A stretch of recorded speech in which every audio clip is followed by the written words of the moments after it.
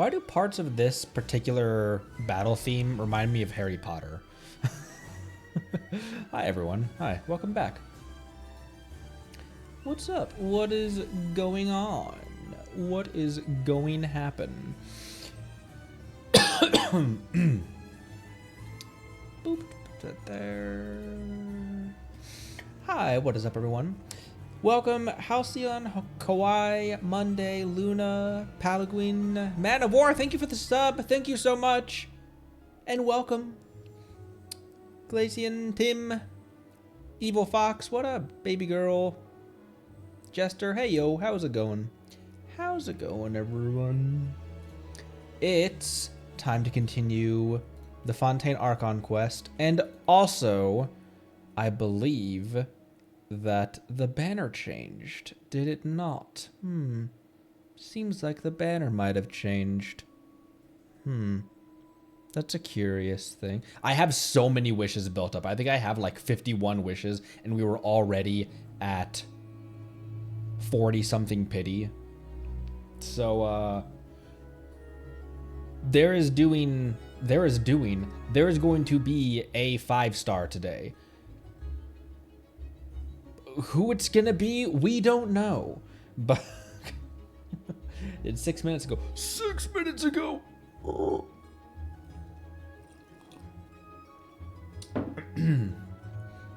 And I also have another standard poll as well. So, in... Oops. In... Boop, boop. Where should we go to poll? I'm pulling on Risley Banner right now. Where should we go? None of them believed me. Oh, how terrible. Could go to the fountain.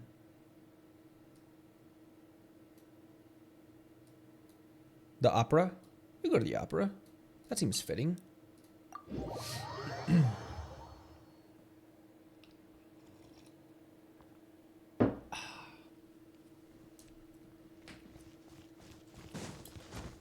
Inside the fountain? Maybe if I pull on Farina Banner, I'll go underwater when I pull.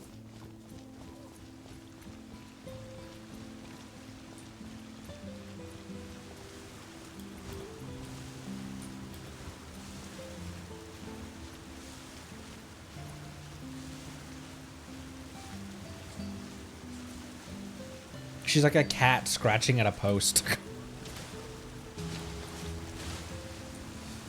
Lost that 50-50 twice. The hell does that even mean?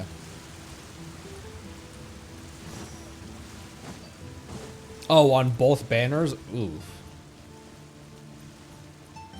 Oh wait, why don't I go in India? Let's do it in the fountain. Someone said behind the to the guillotine.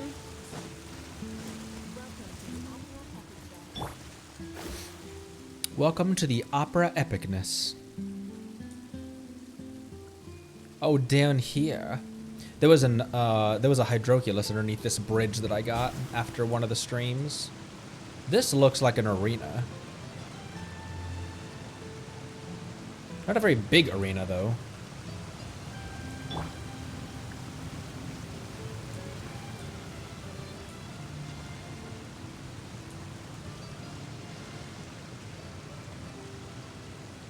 Okay, no, we're good. Ah! Wish. Get this notification out of my face. Let's start off with a standard. It's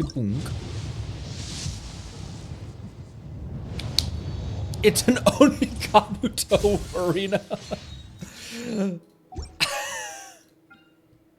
All right. Emissary of Solitary Iniquity. And can get some Chongyun. And I have all three of these characters as well as Whale. Hold on. These are all cryo people. Jailbreak. Jailbreak. These are all, this is a cryo banner. And Farina. Cryo banner. Okay, we got 61, not 51. We got 61. And what pity am I at right now? 5, 10, 15, 20, 25, 30, 35, 40, 43. We will start this banner at 43 pity. So, Risley, 10. Let's do this.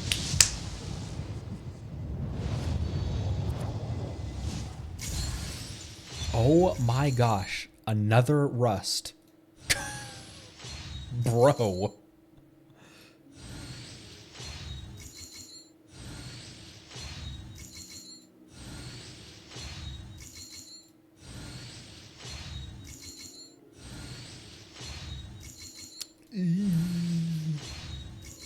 I'd be curious to know who's skipping this banner, who either has their Farina or Risley and don't need / want any constellations.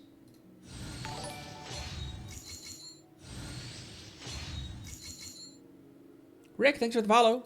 Welcome, welcome.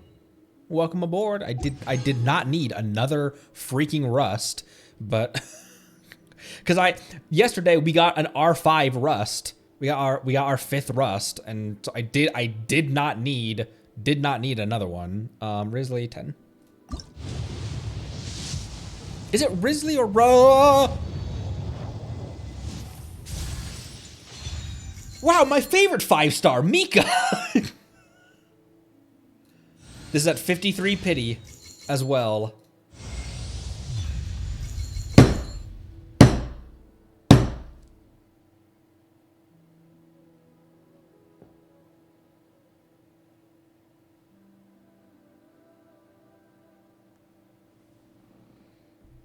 What?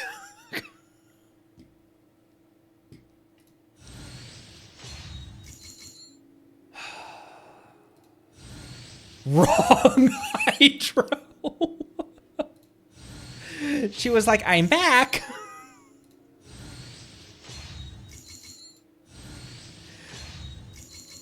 Rich looking odd these days, but he's still good.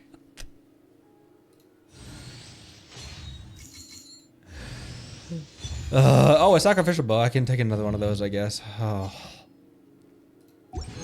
Bruh. I guess I got my C1 Mona.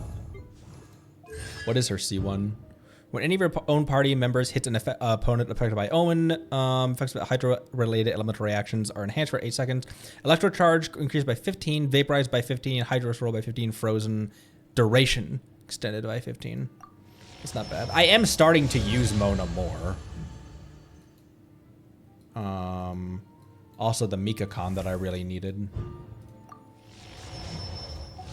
Every journey has its final day. Zhongli, I'm... Okay. Still got 41. Still got 41. That 5 came at 53. So, still got 41. However, I lost my 50-50 on Risley, so we probably won't be able to pull on Farina, but she'll come back around. Because I was like, if I get an early Risley, I will immediately pull on Farina banner. All right. And... Skadoosh. Staring into Risley's eyes. Making sure I'm pulling on the right banner. Staring into Risley's eyes is inadvisable. Yeah, now we're guaranteed. That's why I pulled on... That's why I decided to pull on Chlorine Banner the last day that Arla and Chlorine Banner was on. Because I was like, there's no losing here. I either get my Chlorine, or I build up pity for Risley, or I guarantee Risley. Hi, Mika. He just wants to say hi. 10. English VA is releasing a cosplay music video this Friday?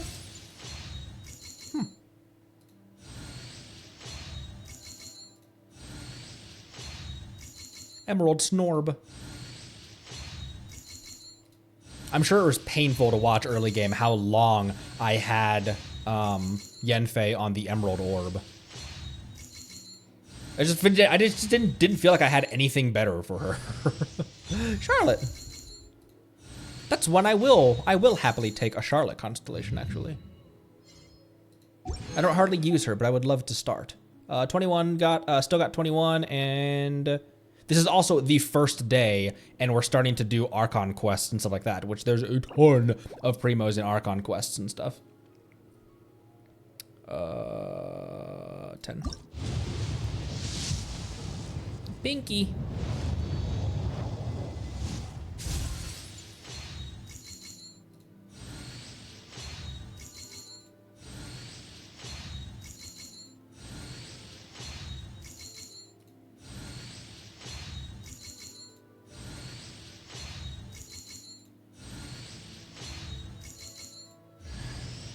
Oh, my rust.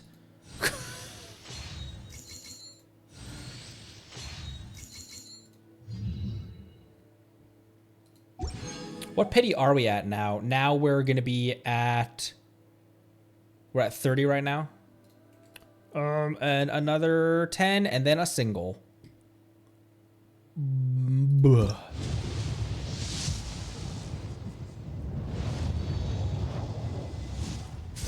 We pulled Arle's weapon on a single pull.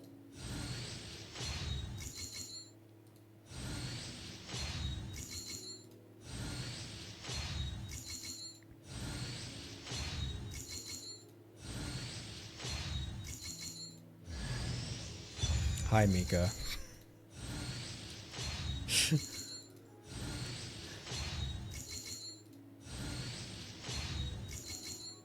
He's like, whoa, I can join the team?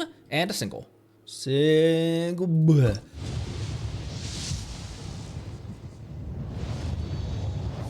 All right, got back up to 41 pity, which is pretty much where we started our pulls to begin with. So as we start accumulating more primos, we will be basically at the same pity that we started our pulls today on.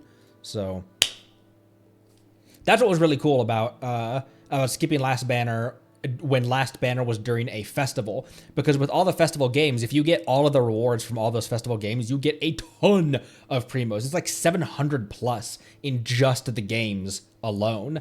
And then also, maybe not 700 in just the games, but I got a ton of them between dailies and Welkin and the festival rewards, and then also Archon quests and side quests and stuff like that, opening up a ton of chests in Inazuma since I finally have the compass.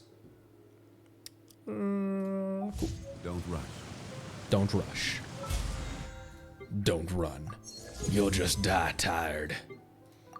Oh my gosh, I'm already at 40, 40, there's 19 days remaining on this, and I'm already at 44.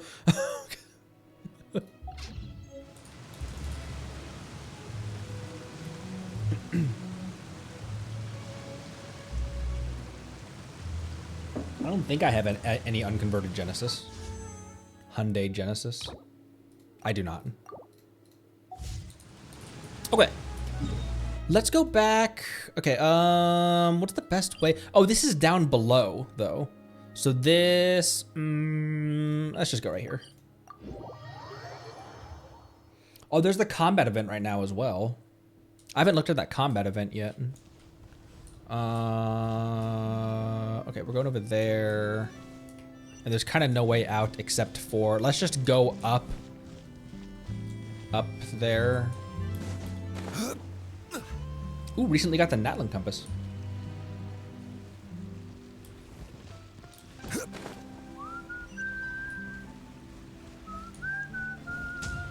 What the?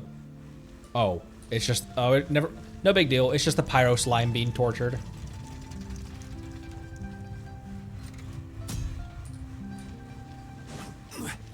Where's the elevator? Is it above me? It's above me.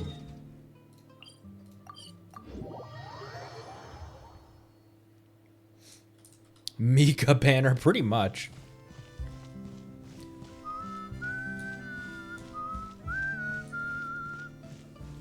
Fontaine has so many things that make it my favorite nation right now.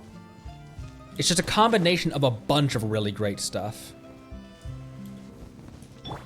The music being one of them.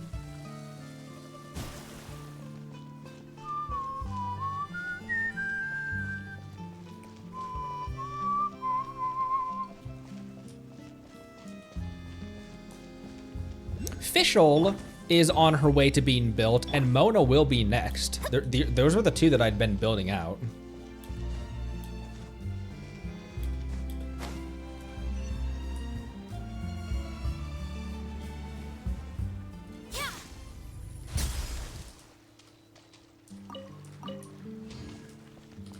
Can I leave the eggs?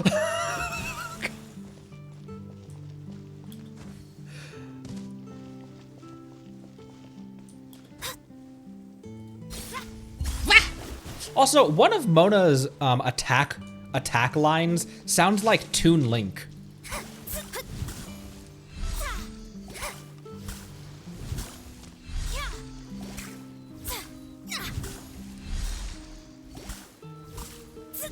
You're just not gonna do it now?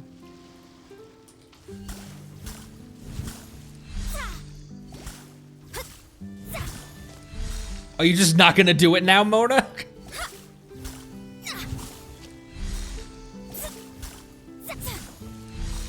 Are you fucking kidding me? She has one where she's like, ha!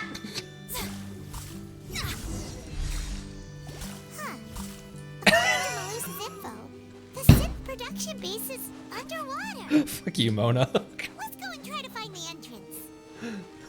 Oh, now we're going over here.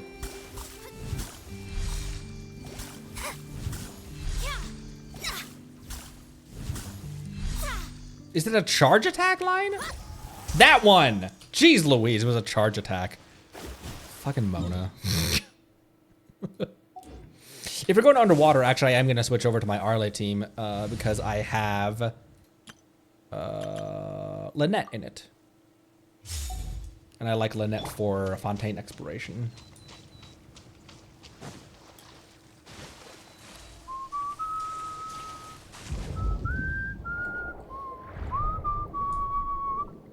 This is the first time that you would canonically go underwater, that you're required to go underwater, isn't it?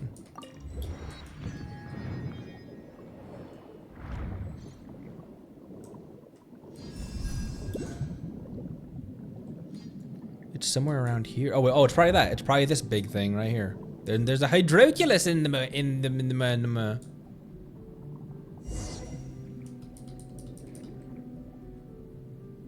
Finally found it. Huh.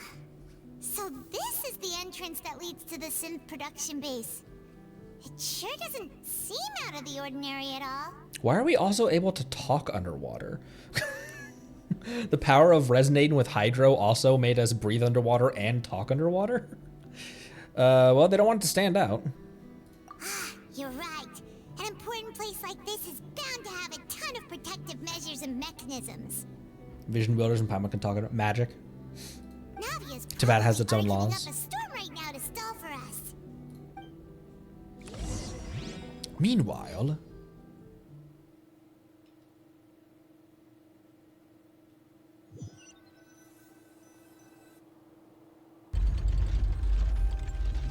It would appear that I must repeat my question again, Mr. Tartaglia. Do you accept the charge that you are the true culprit behind the serial disappearances case? What the frick? To be perfectly honest, I don't understand your country's complicated court system or the reason why I'm being charged with something I've never even heard of. However, I did hear that people who have been charged can choose to participate in a duel to clear their name. Is that right? He doesn't have his vision, I just remembered. In which case, as long as I accept the charge, I can have an all-out fight with that champion duelist Clorend, right? I've got to admit, that's one of the most enticing offers I've ever received. All right, child, calm down. When I privately sparred with her last time, she was obviously holding back. Real disappointing. Hey, don't you understand? You're currently the prime suspect for a major case. This isn't the place for you to be looking for fights. He does have the delusion, yeah, but now he does. Is it that because he's a vision wielder, that even without the vision on his person, because I was like, if he doesn't have his hydro vision on him, then won't the delusion have a stronger negative effect on him if he uses it? Oh, sounds like the Hydro Archon wants to lecture me on the ways of the Opera House. Then why don't you duel me too? I'm the kind of student that learns best in the heat of battle. No. That's not what I meant. Not much of a fighter, this one, it seems. Alas, it would appear that communication with the defendant is going poorly, and we have made very little progress. In that case, let me explain everything from the very beginning again. The goal of this trial is to determine the culprit behind the serial disappearances case. That case had nothing to do with him. You've got the wrong man. Huh? What's going on? Why is she interjecting again? That's right, this is the second time Navia has just burst down the door and been like, objection! I told you it couldn't be one of the Fatui Harbingers. Miss Navia, this is the second time you've interrupted the court proceedings. I only tolerated your behavior last time because you were able to provide the court with a key eyewitness. But that was an exception rather than standard court protocol. I can very well charge you with contempt of court for your interjections. Oh, please. Did you ever think I had any respect for this place's pointless theatrics? We can put that discussion aside for now. I'm not here to argue with you. I'm here to charge the true culprit behind the serial disappearances case. And if my charges prove true, then Tartaglia here will be proven innocent by default, correct? Oh, a young lady has charged in and offered to clear my name. How fascinating. Well, I'd gotten half bored to death by all these rules and procedures anyway, so I'll take you up on that offer. So, Your Honor, is there nothing else for me to do now? You may take a seat for now in the audience, but that doesn't mean the suspicions against you have been lifted. What a weird court system. Now then, Miss Navia, who is the person you would like to charge instead? That person is...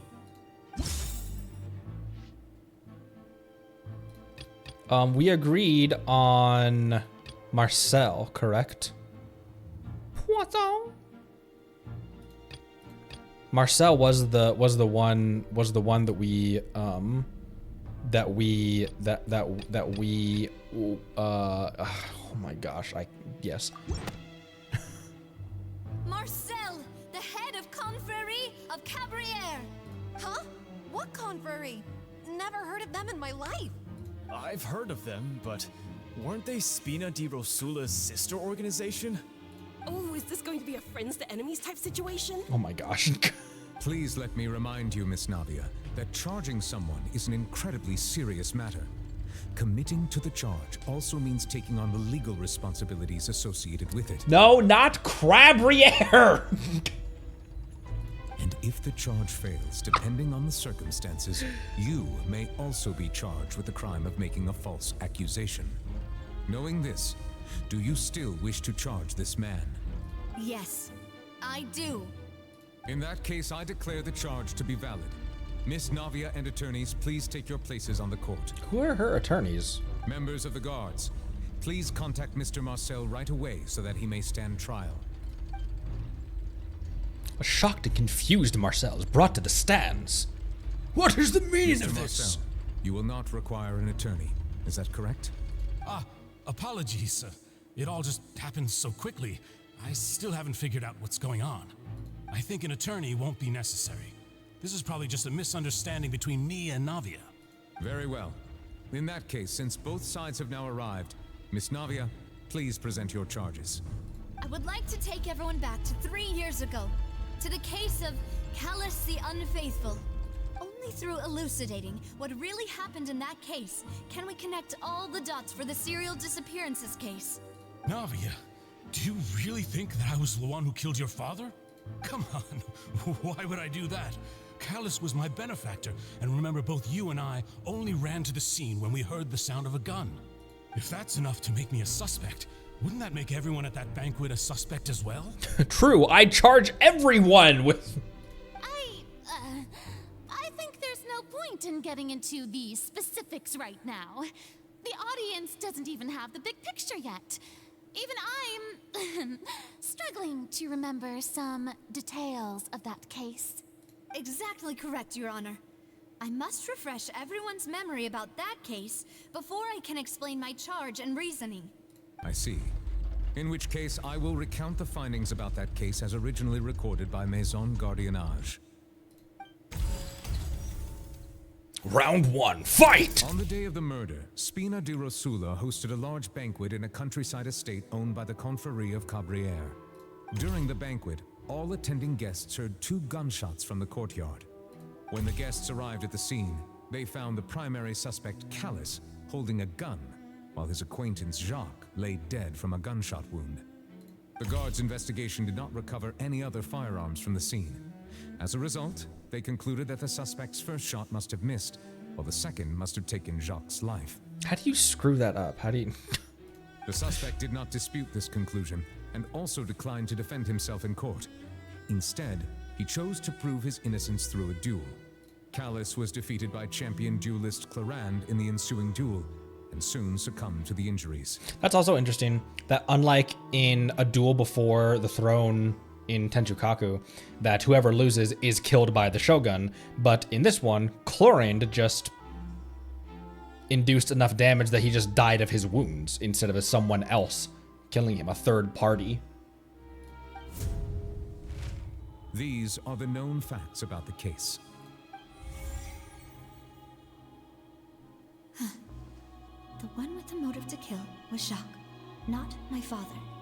And even so, Jacques still had no reason to pull the trigger. In truth, the third person shot Jacques first, and was shot in turn by my father when my father seized the gun from him. After that, the true culprit turned the third person into water, erasing all traces of him from the scene. Thank you for the summary, Your Honor. Of course, the guard's conclusion appeared quite sensible to us at the time.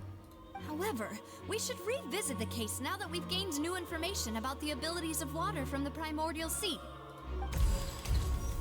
Round 2, fight! On the day of the murder, Spina di Rosula hosted a large banquet in the countryside, estate owned by the Confrérie of Cabrières. Florent, the advisor to the Spina di Rosula, claimed that he was very grateful to Childe for his kindness. He was also present at the banquet on the day of the case, and can provide evidence that Childe did not carry a gun with him when he went out.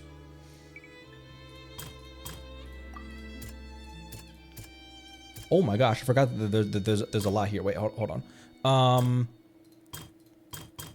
It's only ones that have blue that have something that... Wait, they all have blue. This one doesn't have blue. Wait, hold on. Okay.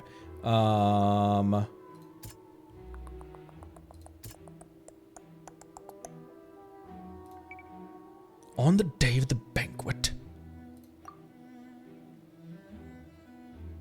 Florent. Sorry, hang on. My brain is still having trouble being a brain today. Hang on. Okay, so this is about the banquet. Just a person at the banquet in Casa. That's a more interesting one. He provides evidence that Childe did not carry a gun with him.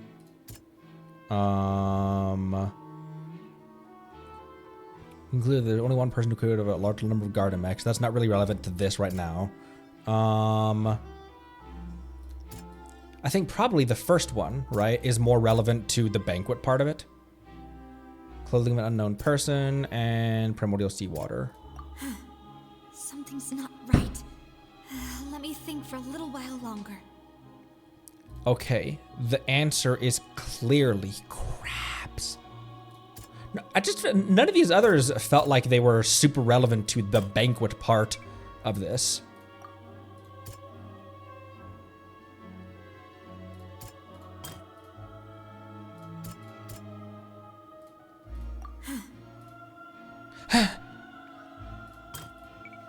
What I'm trying to refute is what's in blue, right?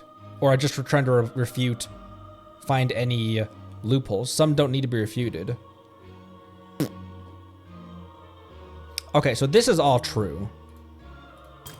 During the banquet, all attendees heard 2 gunshots from the courtyard. According to investigations, Callus, who had a motive to kill. Okay, so this one is the, we can identify loopholes, and Callus had a motive to kill. I never played Ace Attorney or LA Noire or any of those games, honestly. Callus did not carry a gun with him.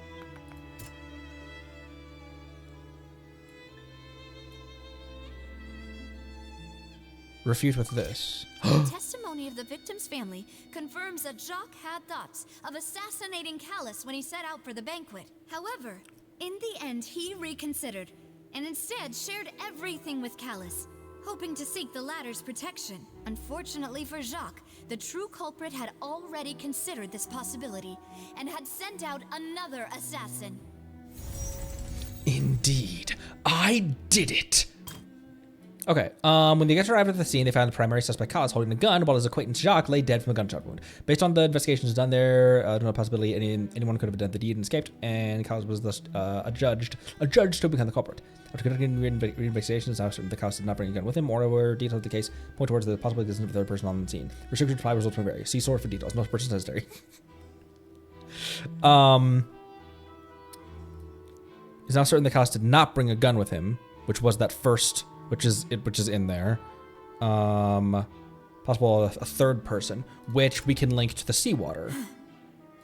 Which we can link to Florent. What? Is now certain that Callus did not bring a gun with him. Moreover, details of the case. Oh, that's true. This is one of the rare, because we're playing as Navia right now.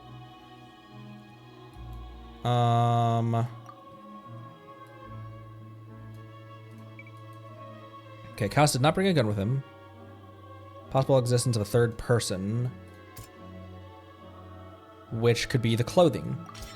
This assassin first shot Jacques, then turned to shoot Callus, only for Callus to wrestle the gun from him and kill him instead. And this one. The guard's investigation did not recover any other firearms from the scene. As a result, they concluded that the suspect's first shot must have missed, while the second must have taken Jacques' life. This deduction is based on the circumstances where there's no third person in the scene, but it turns out that there's a method that can clearly cover up the killer's tracks, and it clearly is not crabs, it's the seawater. A pile of clothing was found at the scene. The guards once believed they were used by Jacques as a costume to disguise himself. But now, it is clear that the clothes were proof that there was a third person at the scene, and that they were turned into water after committing the murder. Since it was raining that day, the culprit was confident that they could use the rain to wash away all traces of their dissolved accomplice. Realizing this, the true culprit caused the hired assassin to dissolve into water, leading everyone to believe Callus was responsible for Jacques' murder. This is the true version of events.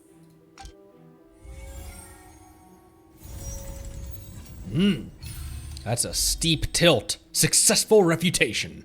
Request confirmed. So that's what happened.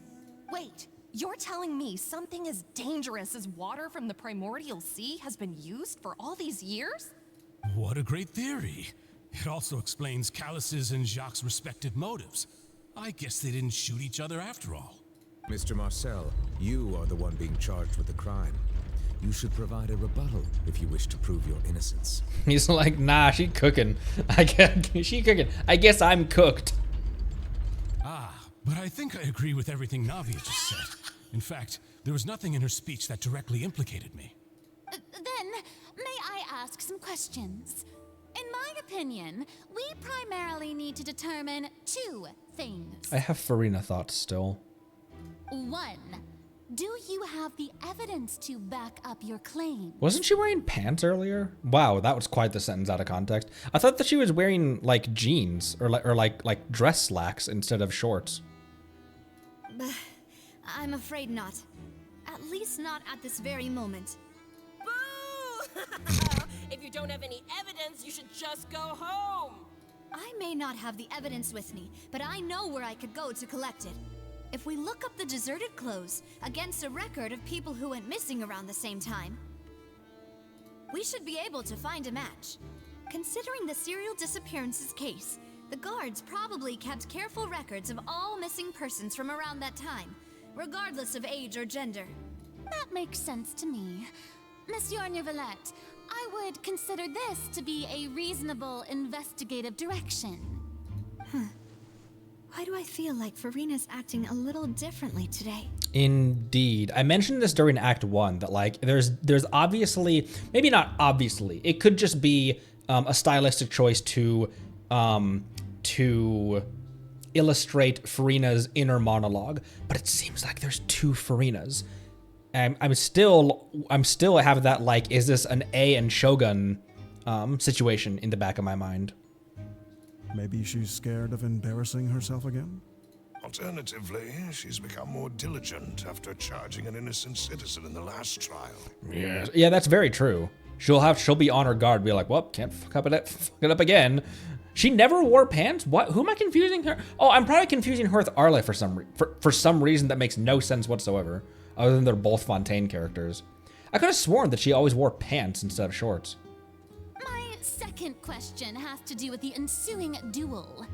If the truth is indeed as you described, then why didn't Mr. Callis explain himself in court? If he had testified that a person had been dissolved, he could have at least mounted a defense. I've thought about this too, and the answer is actually pretty simple. He felt there were things that were more important to him. The dissolving power of water from the Primordial Sea is an important secret for the true culprit of the serial disappearances case. My father could have exposed it for all to see, but he chose to take it to the grave. At that time, Spina di Rosula was in dire straits, and his reputation had already been shattered.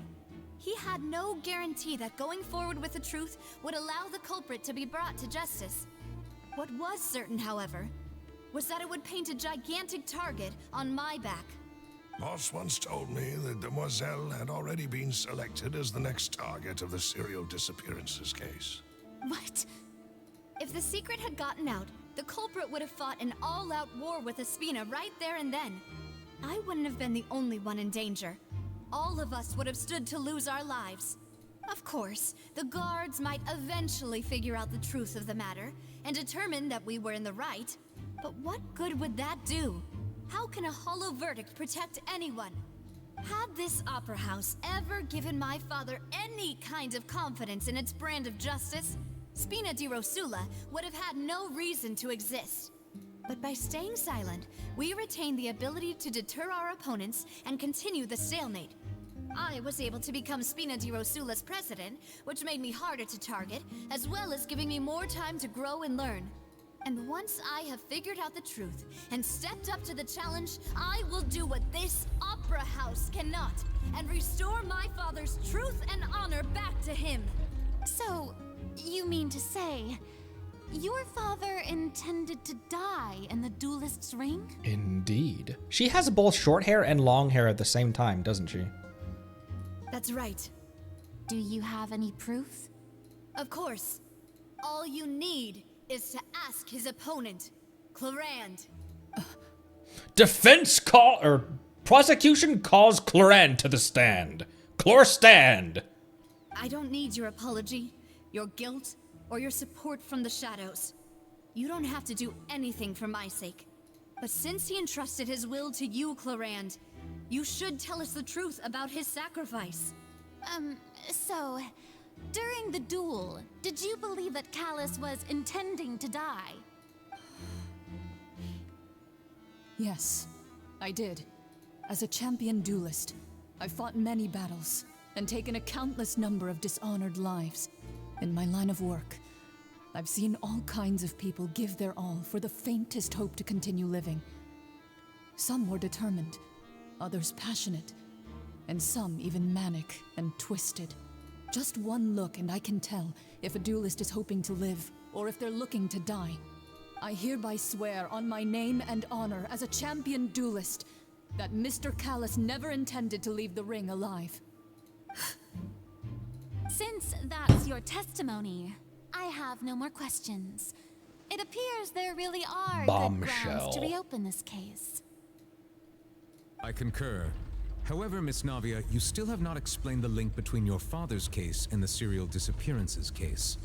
Right? What she said was fascinating, but kind of beside the point. Wait, weren't they just talking about the serial disappearances case? Of course, Your Honor. The two cases are connected via a matter of timing. In my father's case, the culprit intended to kill both Jacques and Callus. As a result, they planned to act after hearing 2 gunshots. And at the end of Linny's trial, the culprit also only dissolved the victim in front of everyone because they realized they were at risk of being identified. Indeed, cut him off right at the important line of dialogue. The culprit could only time their actions so precisely if they were already at the scene. Coincidentally, Marcel attended both the banquet and the trial. So that's why you suspected me.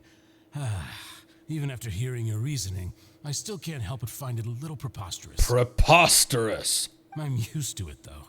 You've always been an impulsive and sentimental child, Navia. Ouch. It's one of your most endearing traits. Ouch. Wow, that's a backhanded, not even a compliment, that's just backhanded. No need to appeal to pathos. I won't try to refute your points one by one, but even if everything you just said was true, can you prove that I was the only person present at both events? On top of that, does a person have to be physically present to control the timing? Can't someone remotely monitor the place? Know what she can say to that. I know that even with that, you might still think you can reduce the list of suspects with some further investigations until I'm the only one left on the list. Alas, who won't feel at least a little hurt by an accusation of murder from a girl you see as your own daughter?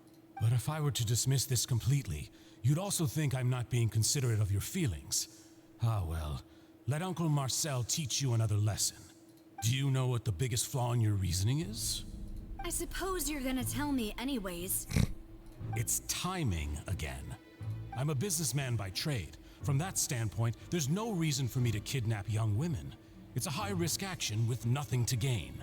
In addition, I left my home in Snezhnaya when I was young to come to Poisson and work in some trade. My business only thrived when I received Callus's patronage. But the disappearances began before I ever stepped foot in Fontaine. I do apologize, demoiselle. This was my mistake. No, it's not your fault. I'm sure he had come prepared. Is there anything else you'd like to say? Would you like to check the date of my first business license against the first known case of the serial disappearances? Sure. You can also take a look at my border entry records, or ask my friends and family when I left Snezhnaya for the first time. But you just said you don't have to be present in order to control the timing, so like... Could those records and testimonies do something to appease the unspeakable anguish in your heart? Seems like she got the wrong guy. At this rate, Navia will be convicted for falsely accusing him. I think you've done a superb job of dissecting your father's feelings as he neared the end of his life. But aren't you going against all of his wishes and expectations right now? He wished for you to become more rational, collected, and conscientious, instead of dwelling only on your own feelings. Once you've learned to be more considerate of others' feelings, and to stop rushing headlong into things, you'd have met most of his expectations. This isn't just about me, and it never has been. The biggest difference between me and the rest of the victims is that I still have the ability to search for the truth, while that same agency has long been taken from them. The people whose families were destroyed by synth abuse, the people who lost their loved ones to the serial disappearances, and the people who suffered tragic ends due to their sense of justice. Many people's images are flashing before my eyes. I'm sure some are coming to those of you in the audience as well. And whose image do you see, Marcel? Is it a man named Vacher? Oh, so you do know that name. I'm merely surprised you'd suddenly say the name of someone I've never even heard of. Yeah, that was convincing, man. I was waiting for you to say that. A little while earlier, at the entrance to the synth production base. Oh, jeez, I forgot that we were playing as Lynette, and it wasn't giving us either It wasn't forcing us to. So I, for some reason, thought there was a trial Lynette, and Lynette was canonically exploring this temple for a second. My bad. Anything over here? Nope. Can't even go there. Man, I feel like the courtroom scenes are probably pretty controversial in terms of like a direction for the game, a direction for the gameplay to go. I feel bad about that because they're very fun. It's very different. Ooh. It's an Animo cube? Party setup. Oh, no, it's just a this. So that's clearly a fight in there. You know what? I've got Arla, I've got Zhongli, I've got Yelan. You know what, Lynette? You can come along for the ride.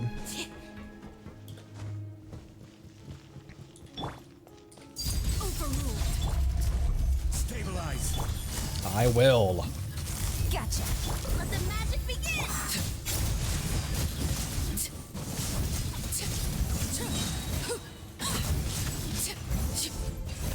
Oh, I thought there were gonna be a lot more waves in this particular one. Start. Also, look at this. Who is this a statue of?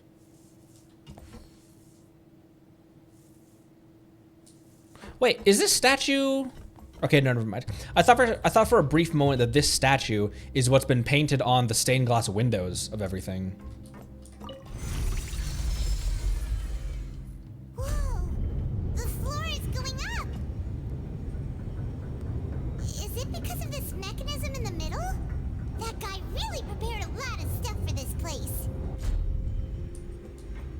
What a gorgeous domain, by the way. What a beautifully made dungeon. What a beautifully made dungeon. That's why I still call them, even, like, the domains and stuff. Still call them dungeons. Yeah!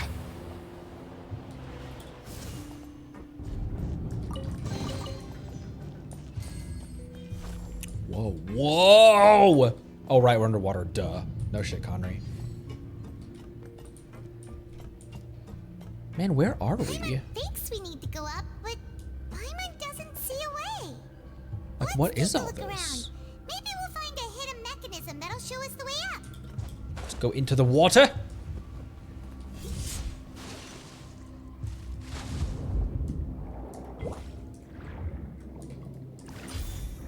Give me your soul. Okay, so that's probably the way up. What's with all these clock pieces as well? There's clock pieces everywhere.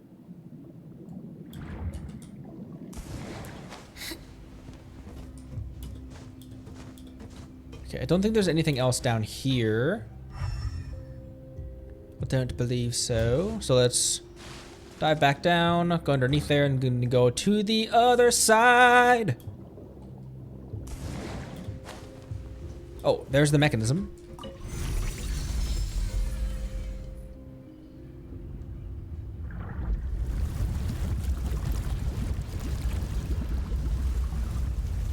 Is it draining the water? Oh no, it's increasing the water.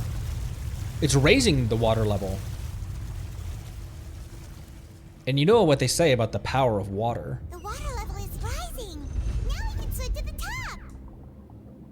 But this is still a ways away from where we need to go. Well, Paimon, you know what they say about the power of water.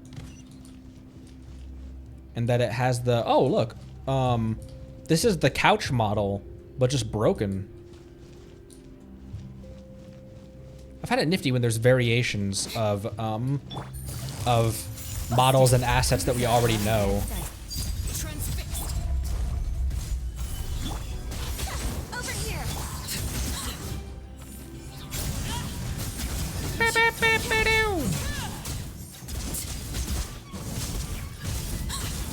Be amazed. I'm amazed.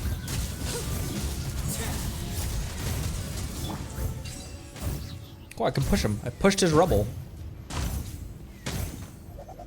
What? Was Lynette's cat just hitting Zhongli's pillar? Look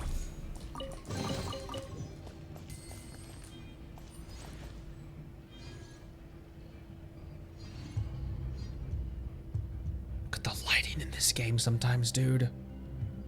And the textures of how, like, stuff that's clearly metal versus stuff that's clearly wood.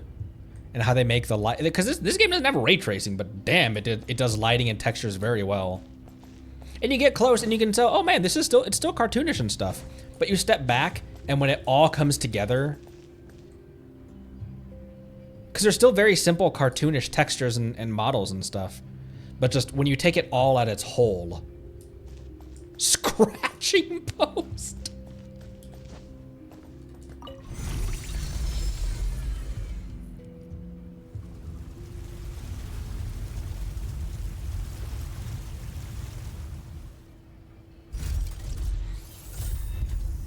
Really good sound design too in this in Fontaine. Really liking the sound design. Now the path is clear. Let's go. Pillsbury Dough Paimon.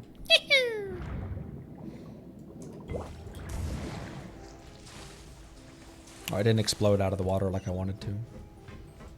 I didn't explode out of the water like I wanted to.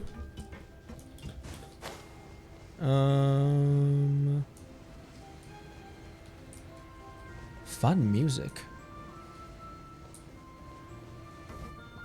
Oh, I thought, whoa. I thought this was water that you could jump in.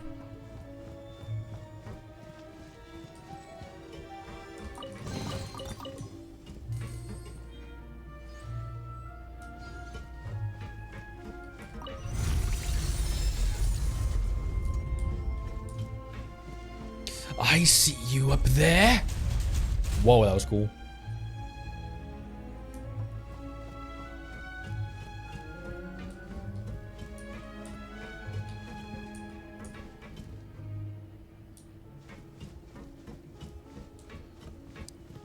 Lynette's like, the power of water is its ability to take anything it chooses to. Please, please, please. She doesn't have Zhongli's shield yet.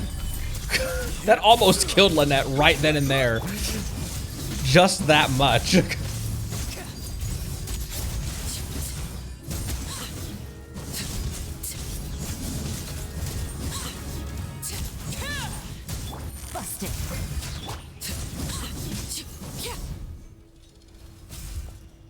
Oh, I never listened to the clicking, the unwinding noise they make when they die.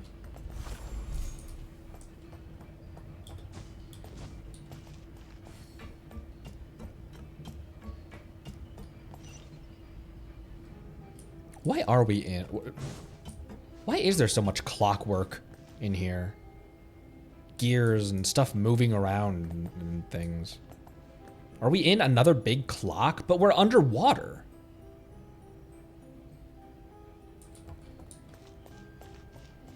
Because it makes me think of the ambient noise when it flashes to Neuvillette on the stage, and you can hear the clock chugging along behind him. Whoa. Whew.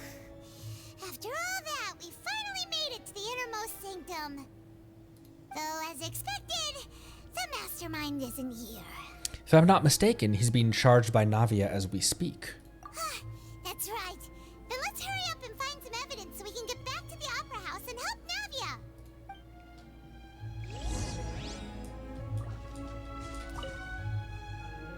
What's all this?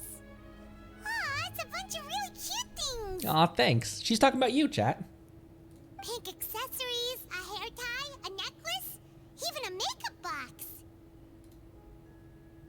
There's a name, too. Oh, Paimon sees it too, but why are all these cute things labeled with different girls' names? Probably belong to the victims. That's uncomfortable. Huh? You mean the girls from the serial disappearances? They were brought here? And then they were turned into water. And all the boxes of things. These names. That means... Oh, this is terrible. Were we technically just swimming in the remains of the missing people? You discovered objects within the containers labeled with the names of those who owned them within the depths of the HQ. The names here must have something to do with the victims in the serial disappearances case. This might be proof that this was their final stop.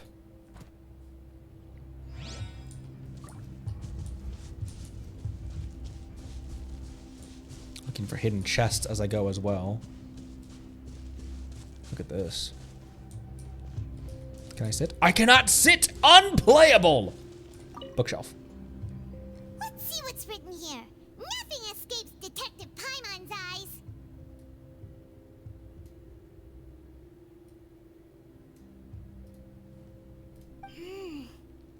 Callus. Navia's father. Oh, this seems to be an investigation report on him. It's probably related to his and Jacques' case. Yep, it's about finding someone to assassinate Jacques and Callus because of a lack of confidence that Jacques himself would go through with it. This should prove the existence of the third person, right? Indeed. Is there anything else? The problem is that, like, they're gonna be like, well, who is the third person? We're gonna have to be like, I don't know, but there's a third person. We still have not determined the exact content of the key information Callus has passed on to certain members of his organization. The old dog's a real menace to deal with. Even if he abides by the promise he's made to us, he will still have the upper hand. He can act whenever he wants to make our lives miserable. The only option left is to remove him from the picture entirely. That's pretty conclusive. I concur. Let's send someone to kill him. That's pretty conclusive. We won't declare war as long as we don't touch Navia. Guys, advice. If you're ever going to become a supervillain, don't write down your evil plans in your secret lair. Oh, seems like we've got a bunch of correspondence between the higher-ups. They planned this well in advance. They're all just so evil. Clues concerning the Callus case that were found inside the bookshelf. The mastermind did not believe that Jacques would do the deed, and thus sent a third party to ensure Callus's death. The content that followed also defined the culprit's motive to some extent. Yes. You guys said elemental sight this place?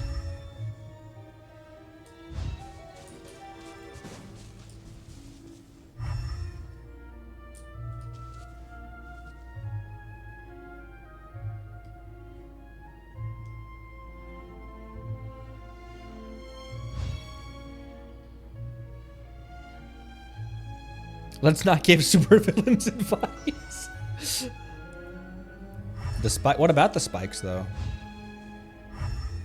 I guess they do. They just. I was like, they're not glowing, so that means that they're not substantial. But they do change color and texture, don't they?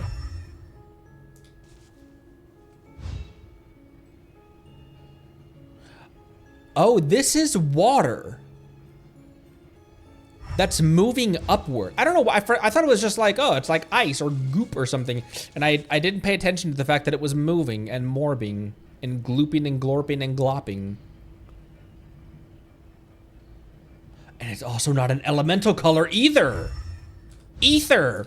Because it would be red if it were pyro and blue if it were hydro. Huh. That's fascinating. Examine pool. Oh, look! There's an important-looking basin over here, and it's full of water. This must be water from the Primordial Sea, which is not like normal water indeed. That means this is where they make all the synth. Drugs. And that special water is the main ingredient. If you dilute it with normal water, you'll get synth, but the pure stuff can dissolve a human. Paimon will take notes on this incriminating evidence. The pool found within the HQ is filled with water from the Primordial Sea. The mastermind can use this to create synth and directly use it to dissolve people. It's a once-in-a-lifetime bathwater, bro. Silver Wolf and Jar, thanks for the first-time chat.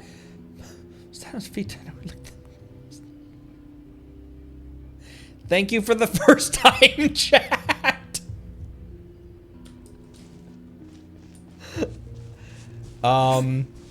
Anyways. Oh, I can't even walk up this. Examine bottles. Oh. This is all the drugs right here. Whoa! There's so much synth here! And so many bottles of ingredients that probably just contain the waters of the Primordial Sea. There are so many. Mixing in progress. Ready to drink? Stock sample? Huh. They've also got all the synth pretty clearly labeled. Also, if you're gonna have code words, mixing in progress, have that be cement truck. Ready to drink, have that be water glass or something. I don't know. Don't make it so obvious if you're gonna be a supervillain. Whoa, there's even fruit-flavored synth? Well, that definitely proves that this is where they produce synth. Yep, it's super obvious. I wonder what the, like, okay, so there's fruit-flavored synth. So were they just trying to use a super high dosage to kill Navia? Because when we drank it, it was like, oh, this is kind of salty. But wouldn't they, like, try to disguise it so that it's not like, so someone wouldn't think it's salty since there's fruit-flavored stuff? A popular potion circulating quite widely. It gives the drinker a very pleasant experience for a short time, but its side effects are equally strong. The producer uses these special characteristics to earn a massive profit from its trade. Oh, because they used pure water. Yeah, synth is the diluted version. So that's why. Yeah, what I immediately said didn't need to hide the taste. That's why it was salty, because they used the pure version of it. And Tasmanian, thank you so much for the sub on a 5 Kujo Sara stream. Thank you so much. Yeah, everyone nut for subs. It's so kind. Thank you. What's this over here? Looks like some kind of place for research. Experiment number 16 aims to verify Jacob Ingold's research conclusions on the Primordial Sea and use his theory as a foundation to achieve a breakthrough. The experiment was a failure. No individual managed to resurface from the water from the Primordial Sea. Female specimens 22, 23, and 24 were dissolved. Jeez Louise, not even gonna retain their names. Calm down, Paimon. Sorry, Traveler. Paimon will try her best. It's just that Paimon's never read something so scary before. How could someone write something that terrible in such a matter-of-fact tone? It feels very Dottore-esque.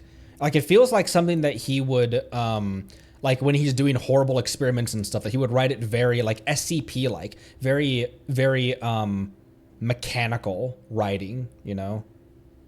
JP, thanks for the first time chat as well. Hello. You read the rest. Remember the name. I'm too scared to keep going.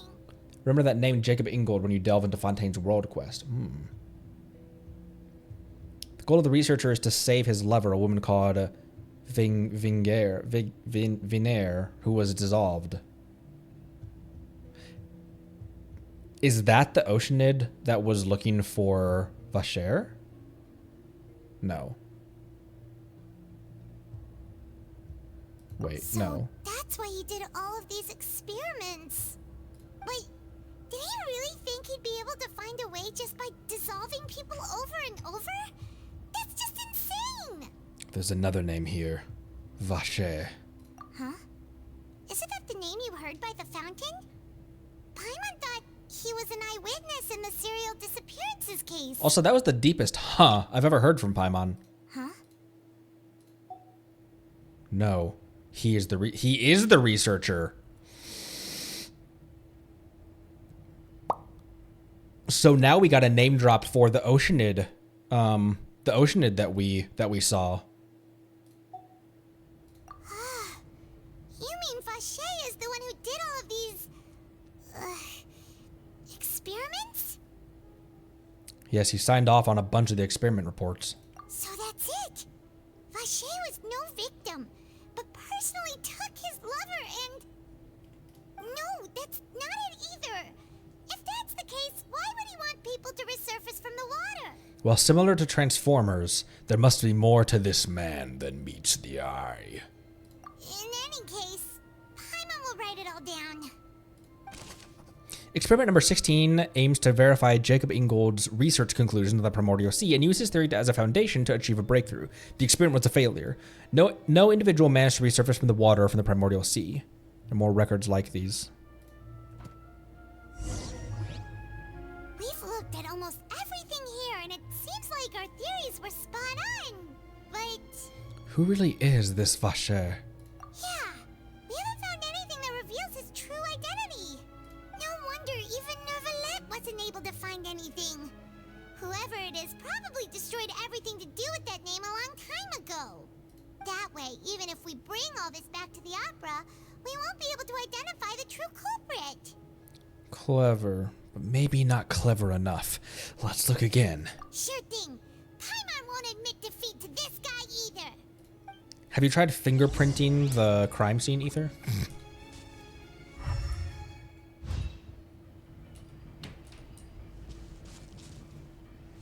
Holy crap, what was that noise? But was that just my house settling? Holy.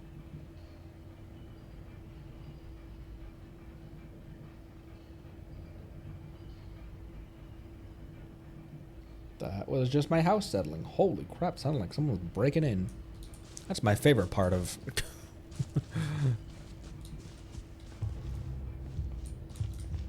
Are we going back to the same places we examined before?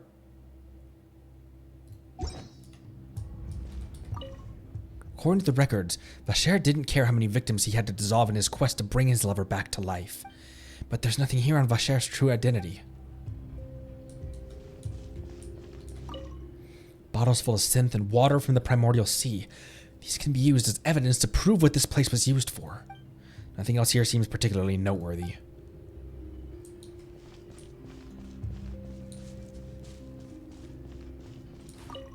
A pool of water from the Primordial Sea. Countless sins were born of it. Nothing else here seems particularly noteworthy. Besides the investigation reports, there are also a lot of research materials here. It seems their experiments have been going on for a very long time. But there's nothing here on Vacher's true identity. Is this a domain where I can't take a picture? I cannot take a picture, and I don't have Charlotte either. However, I do have the power of water. Just wish I could get Ether out of the way.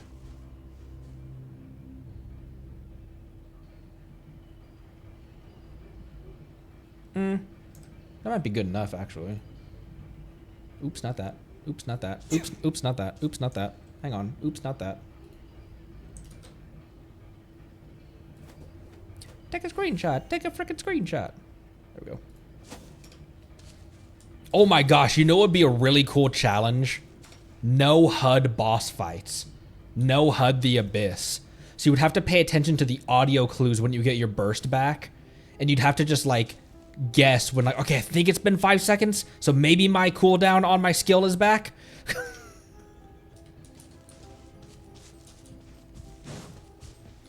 There was one more investigate, wasn't there? Over here. You take that side and Paimon will take this side. Check everything carefully. We'll find something for sure. I'm sure it was done before, yeah, but I haven't done it. Nothing at all. And Paimon can't even find snacks either. What about this evil lair told you there'd be snacks here? Paimon, I found it. Whoa, really? Let Paimon see. It's a book. Vinier. Isn't that Vacher's lover's name?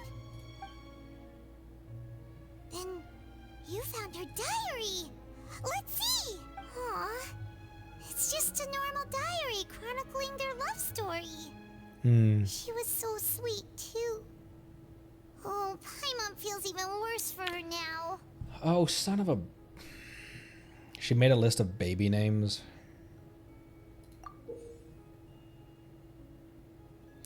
Luftdied. So many! A whole page's worth!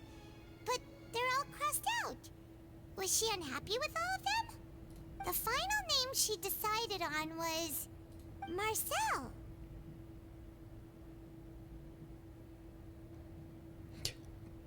That's not a list of baby names, is it? Wait, but Marcel's pretty old. Has this case been going on for so long that he's Vacher and Venier's grown son? Either that or that's not a list of baby names. That's a list of like accomplices. I figured it out. Let's go, Paimon. Hey! Paimon still hasn't figured it out yet. Yes, but Ether has. A notebook belonging to a lady named Venier. She records many of her stories of her time with her lover Vacher.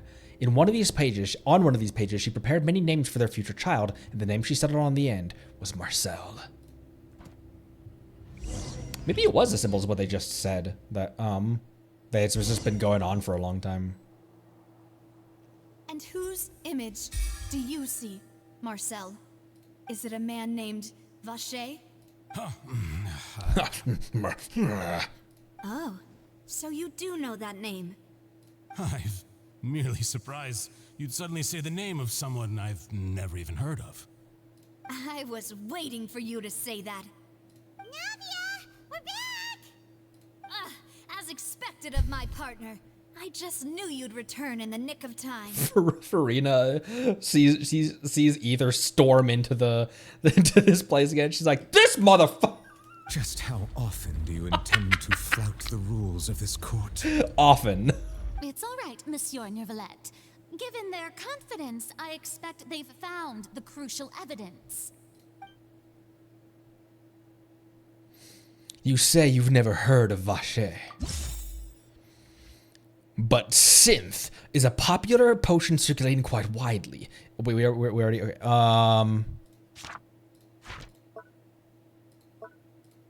The notebook. View details. Louved deed. Yes.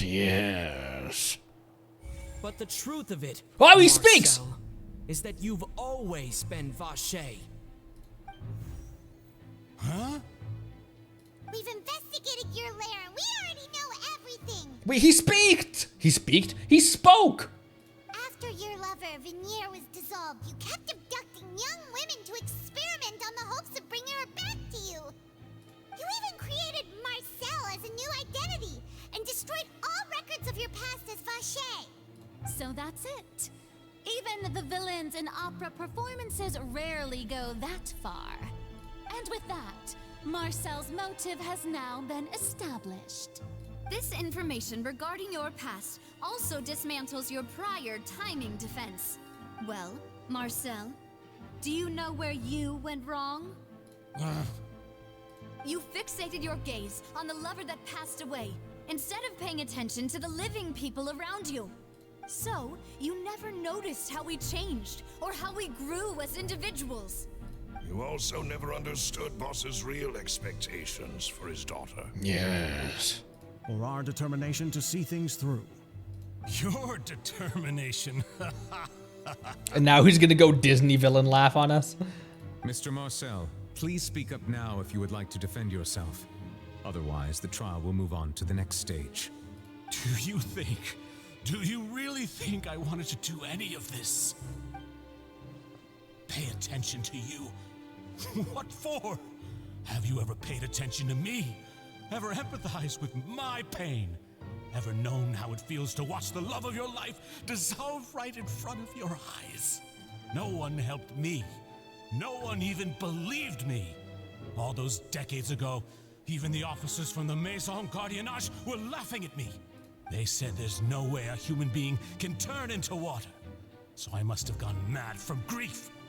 Venier's death was brushed away by all of you as if it didn't matter at all. Well, now you know, don't you?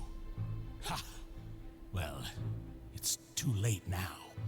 All those who were dissolved are gone forever. You only have yourselves to blame. You set up this ornate opera house in pursuit of your so-called justice, your beloved drama, while turning a blind eye to the suffering of the people. Okay, but you're still dissolved countlessly. Like, not countless, but... Venier is dead. We promised each other that we would always be together. We're Wherever she goes, I will follow. He's gonna dissolve himself. But I'm not from this blasted place. Oh, never mind. So I can't be dissolved. No matter what I do. Hey, is that water from the Primordial Sea that he's Where drinking? was he hiding that? I can't dissolve. Can't dissolve. Can't dissolve. Do you all see? I can't go. I can't follow. So if I can't go where she is, what choice do I have but to try to bring her back? I did all of that, and in the end, that accursed Callus still got the better of me. I spent my entire life living on pins and needles, only to get stabbed by his idiot daughter at the very end. Anyways. The suspect is exhibiting signs of mental distress. Guards, please restrain him. Don't touch me! Don't anybody come near me! I still need to save Vignier. I promise. We made a promise. Vignier! Please, Vignier! Don't think badly of me. All I want to do is fulfill our promise. At this point, the verdict of this trial is clear. With Mr. Marcel's conviction, the charges against Mr. Tartaglia no longer have any basis. Child in the audience is like, raises his hand. But do I still get to fight Miss Chlorine? do I still get to spar, tussle around with Madame Buttons? Neuvillette, no! Fine by me. I was in a bad mood, but after a show like that, I'm actually feeling pretty good. Traveler, please submit all the evidence you have collected to the guards, so that I might review and summarize the truth behind the serial disappearances case. Neuvillette proceeds to... The man now known as Marcel was originally named Vacher and worked as an adventurer with his partner and lover Vignier. During an underwater expedition, Vignier accidentally came into contact with water from the Primordial Sea and was dissolved in front of Vacher as a result.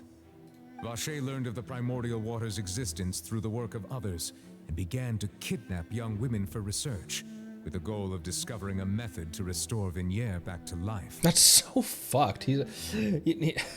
That's so messed. Like, think about that. He's like, I'm gonna find a way to undissolve her, but in order to do that, first I need subjects to dissolve so that I can try to bring them back. Like, I'm gonna dissolve you, and then maybe I'll find a way to bring you back. But if not, just another test subject. To cover his tracks, he invented the new alias of Marcel and began to operate a business in Poisson. During the course of his research, Vacher discovered that a diluted concoction of water from the Primordial Sea can induce feelings of euphoria and began to manufacture and market synth. However, as he accumulated wealth to fund his continued research and expanded the scope, he came into conflict with Spina di Rosula. After exchanging blows with Spina di Rosula for many years, Vacher decided to assassinate their president Callus at a banquet. Although the assassination did not go as Vacher expected, he was able to turn Callus into the murder suspect by dissolving the assassin he sent to the scene. And just recently, Vacher attempted to frame Linny as the culprit of the serial disappearances case, using a similar method.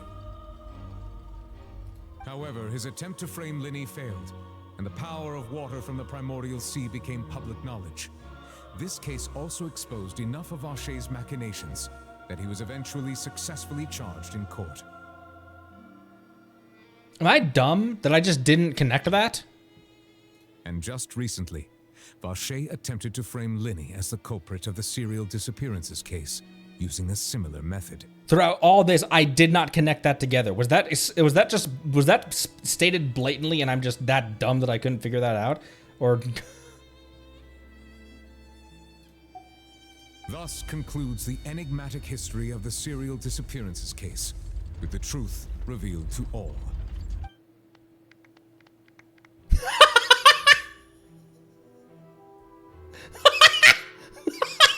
That golf clap! That was, don't think they said it outright, okay. The orator Oratrice will now deliver the final verdict regarding the charges against Mr. Vacher. What is that key card they stick in there? The key card of Neuvillette's true soul.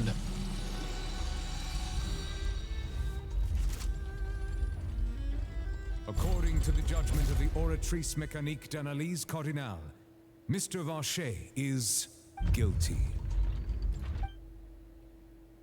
Don't hang your head as if you didn't know. You just confessed in front of everyone, and he's like, oh man, I've been beaten. Guards, take Vacher away. That rhymed. Good. It's what he deserves. With that, the serial disappearances case is over now. We really just witnessed history. Who would have thought the true culprit would be such a polite and well-spoken guy? Yippee! We helped Navia bring the bad guy to justice! He's hurt so many innocent people and now he's finally getting what he deserves. Huh? Are you okay? Navia? Demoiselle, you were absolutely brilliant. The day our late boss had always hoped for has finally come. You can rest easy now, knowing justice has been served. Yeah. Yeah. It's finally over. It's all thanks to you guys. And my partner. See, Papa? Spina di Rosula's still doing well with me at the helm. Well now, hasn't this been a most delicious piece of drama? Child. The villain has been caught, justice has been served, past wrongs have been righted, and it's a big ol' happy ending. Since it's been such a great show, I'll just let the false accusations against me slide. Either way, I've still got some business to attend to. So, if you'll excuse me... Please wait just one moment, Mr. Tartaglia. What now? None of this has anything to do with me. According to court protocol, since this trial was initiated due to a charge against you, a verdict must also be made regarding the initial charge before the trial can conclude. Oh, come on. Is this really necessary? Haven't you already caught the real criminal? Isn't it time for side characters like me to exit stage left? Please respect the laws of Fontaine. This has always been the rule. Oh, I forgot to take my glasses off. All right, but this sure is a lot of hassle. All I need to do is stand over there, right? Let's just get this over with. Through evidence presented in the public trial that was just held, it has been established that Mr. Tartaglia has no direct connection to the serial disappearances case. Why does this room have to be so freaking big? Like, Neuvillette is tall as frick, and look how tiny he looks up there. The guilty party has been identified, and thus it is logical to suppose Mr. Tartaglia is innocent of the charges. We now turn to the Oratrice Mécanique d'Analyse Cardinale to render the final verdict on the charges. I can't get over that. We now turn to the Oratrice Mécanique d'Analyse Cardinale. I know it's just like that. That's how it's pronounced, but it's just that it's said so rhythmically. We now turn to the Oratrice Mécanique d'Analyse Cardinale.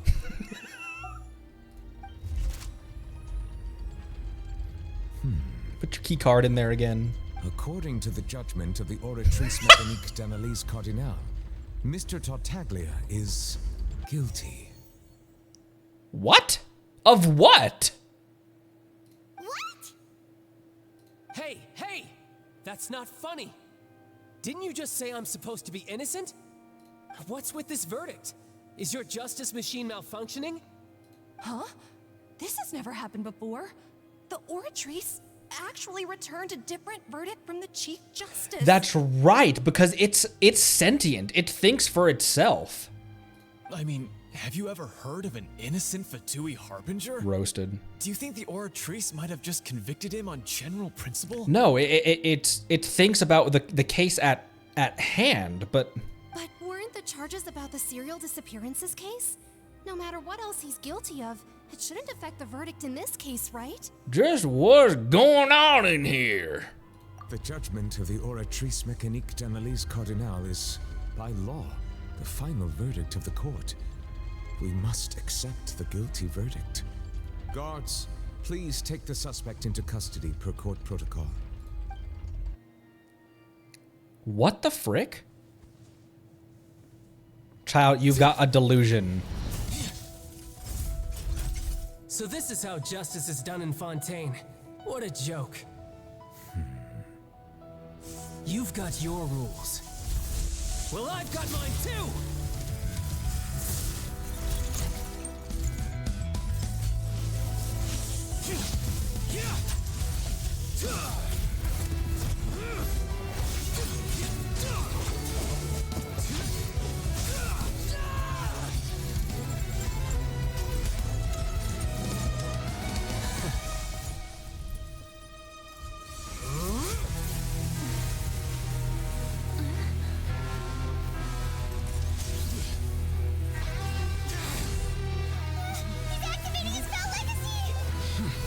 Listen to this metal version of the Fatui theme.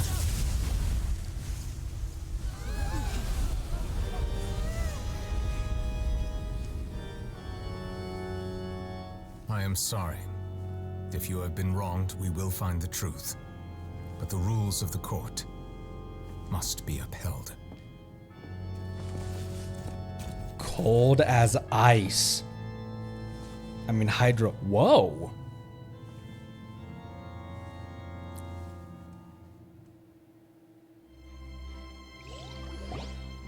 Hey, Monsieur Neuvillette, what's going on? Shouldn't they have been cleared already? Apologies. This is also the first time I've encountered such a situation. However, according to the rules established at the conception of Fontaine's court system, the Oratrice's judgment is the final verdict of the court. All I do is follow court procedure. As for why the Oratrice arrived at the conclusion it did, you should probably ask someone more knowledgeable than me. If the Chief Justice doesn't know, then we have no choice but to ask the Archon herself. Why are you looking at me? I had nothing to do with it. Jeez Louise. Unconfident Farina's back. I don't know what happened there either. Hey, stop staring at me! What does Lady Farina mean by that? She says she has no idea either, but that's impossible. Didn't she create the Oratrice herself? Yeah, so are the verdicts reliable or not? Can results like this really be called justice? My dearest citizen. She's starting to crack. Did you really think we'd allow an incorrect verdict to be handed out in this court? Did you really believe that the judgment could be mistaken or be the result of some sort of random mishap? Brat Farina is starting to crack, I'm noticing. Or it seems that way. That like this, the in-charge Farina is like that mask is starting to fall, it seems like. And it's almost like the other Farina inside is starting to break out. Don't tell me. You thought even I had been blindsided by the Oratrice's result. But the way she looked just now, it was pretty obvious she had no idea what was going on. Yeah. However, given the state of things, Hold up. I shall give you an explanation. Everything that just took place, including my supposed shock and bafflement, was a part of an elaborate performance, with every action meant to stir up drama and excitement. Her VA did just such a good job on everything. And, of course, for every performance, there is a script. Everything has unfolded exactly as I expected from the very beginning. As the embodiment of the very concept of justice, the Oratrice shall never render an arbitrary judgment! If you thought Childe had nothing to do with the serial disappearances case, it is only because you've been blinded by the superficial appearance of innocence. Everything he's done, not to mention the danger he poses, are beyond ordinary comprehension and completely unforgivable! All shall be revealed in time. You will come to understand my noble intentions, as well as the absolute correctness of the oratrice's verdict. It's just the same music that played. This is the same music that played when we first met her, when that whole circus was going on next to the harbor. Now, having said that, although I hate to leave things hanging in suspense, it is now time for this performance to end. As the lead actress, I shall be the first to take my leave. Toodaloo! So she chose to make her escape after all, did she? So you're saying we shouldn't put much stock into what she just said? She probably just put on that performance to save face. As for the truth, it's unlikely that she actually has any idea. I'm gonna pull the rug out from under her.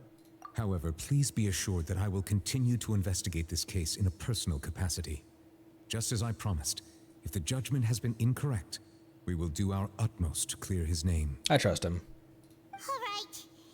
Even though we feel pretty badly for him, we'll take your word for it for now.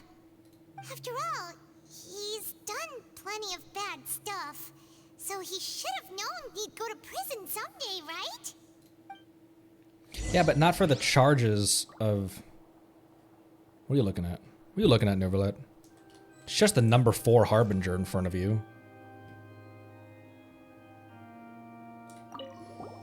Oh, Monsieur Neuvillette! That power you showed when you took him down. Who are you really? I'm the Chief Justice of Fontaine, of course. If officers of the law lack the strength and capability to enforce it, then it makes a mockery of justice. That's not what my question was. That's what I was thinking of when that was my hold up in the middle of all that. That's what I was. Two daddies.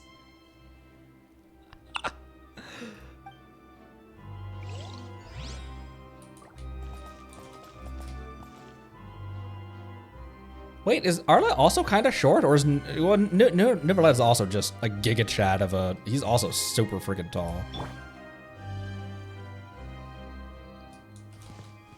Law and order. I will have order.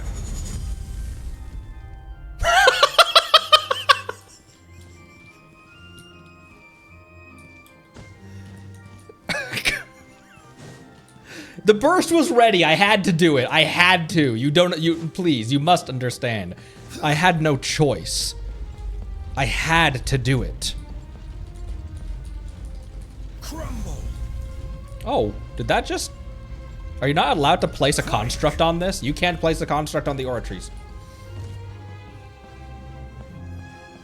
Also, I thought I got that viewpoint as well. I saw that during the cutscene. It crumbled. Crumbled. It actually crumbles. He's like, no, wait, hold on, wait.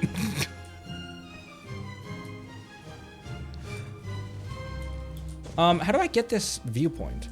I have thoughts about, I know this isn't the end. I have thoughts about stuff in a second.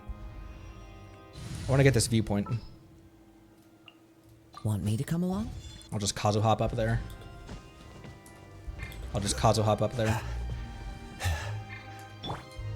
Into the wind. No!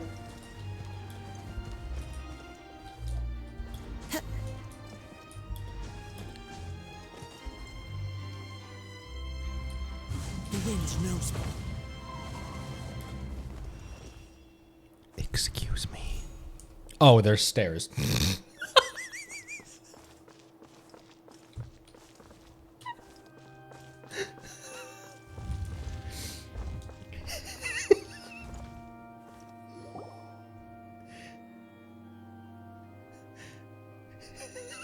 Sorry. What are you doing? Quick, stop him! Stop who?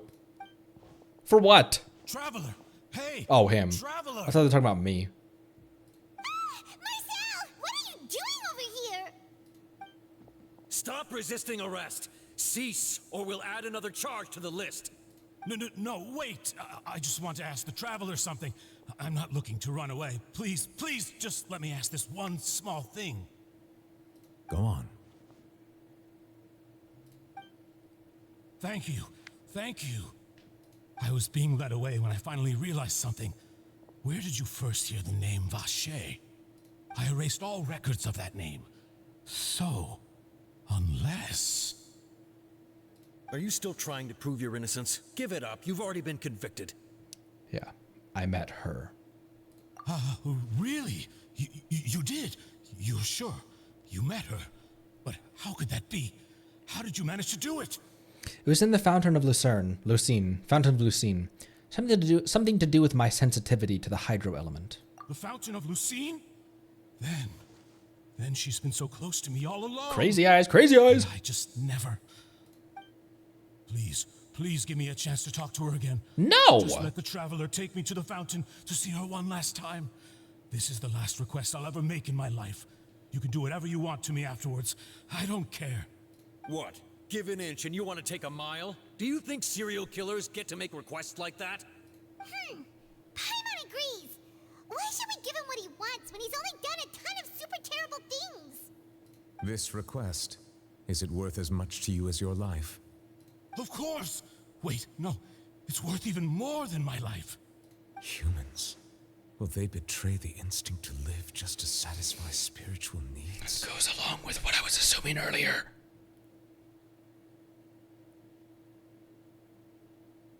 He's not human. But what is he then? What are you? Very well. I will grant your request. That'd be such an easy line to overlook, you know? Because like Adepti say it all the time. Your Honor, I fear that... I will go with him. You do not need to worry about any escape. In that case, I shall leave him in your most capable hands, Chief Justice. Thank you, Your Honor.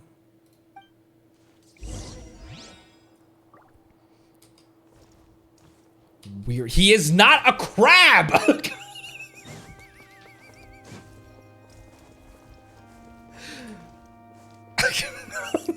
I'm about to put all of you in timeout. Oh, there were stairs.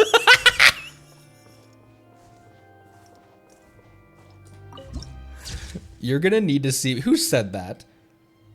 Monday, you're going to need to see me after class.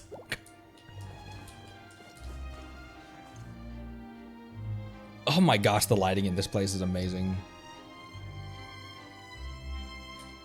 Didn't you also say there's technically a way to get up into Farina's booth as well?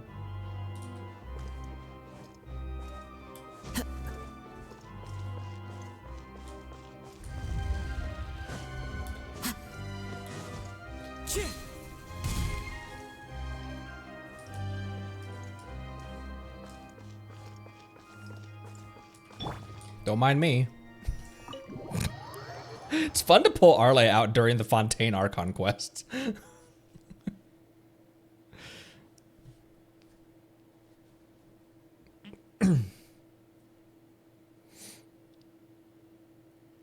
Oh, Wanderer. That makes sense. You could just fly up there. Or Chaska.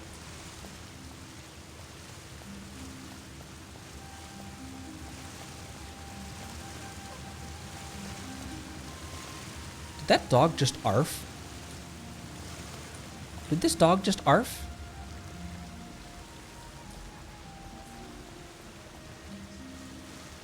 Ouch. Is this the place? You said she's here, but what do I need to do to see her? Back then, I drank water from the Primordial Sea. It heightened my sensitivity to the hydro element. Yeah, and even Paimon could hear her after drinking that thing.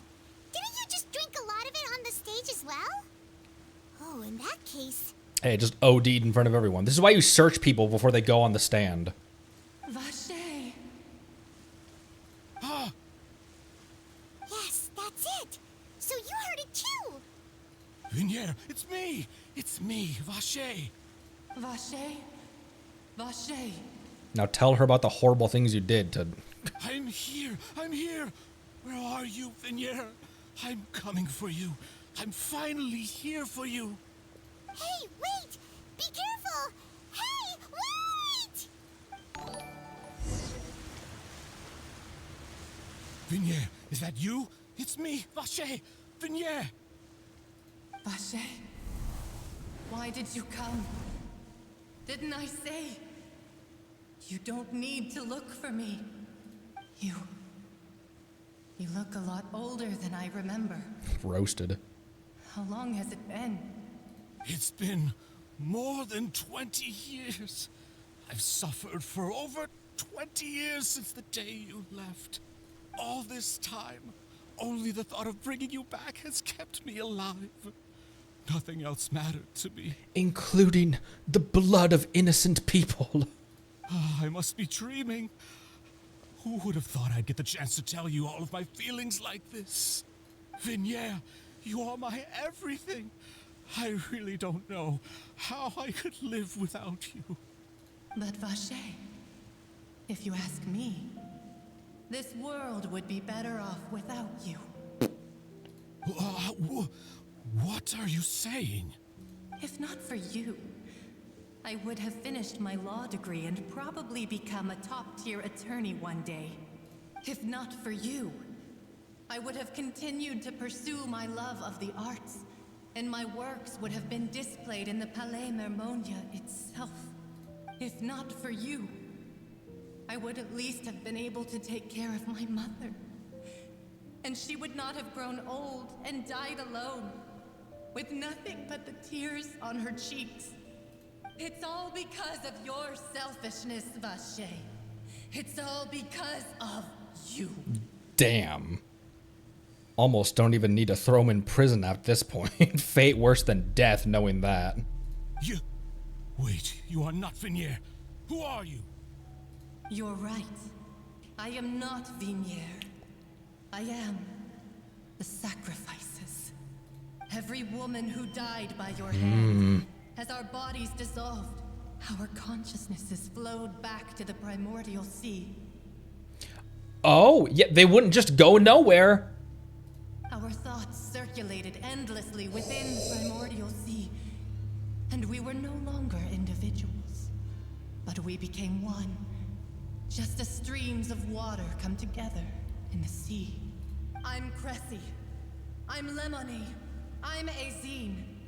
The only one I am not is Vignier. Why? But then, where is Vignier? She doesn't want to see you anymore. Every tendril of her consciousness is avoiding you. This is what you get for your selfishness. Your selfishness robbed us of our lives and our futures. You said time and time again that you'd do any and everything for her. But did you ever consider whether she'd want to see you do the things that you did? If she would despise you for what you became?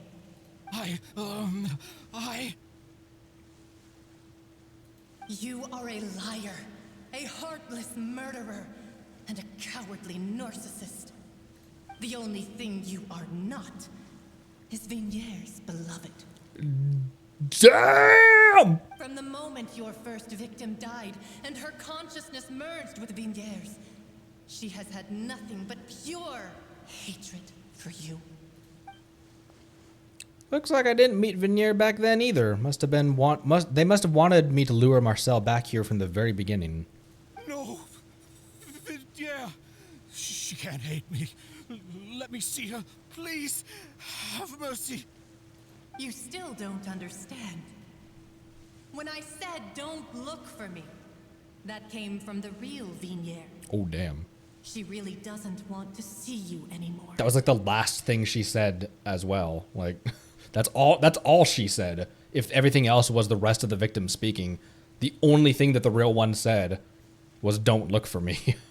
But on top of that, she also said that because it's her final drop of pity for you. She said that because she knew that if you did come here, we will show no mercy to you. And you didn't even bring a shielder or a cryo character. Vacher. Vacher? Vacher? Vacher? Vacher? Vacher?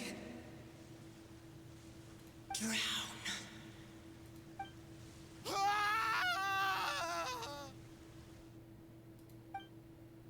Later, the guards find the culprit of the serial disappearances of a young woman in case Marcel appeared to have lost his soul. Son of a...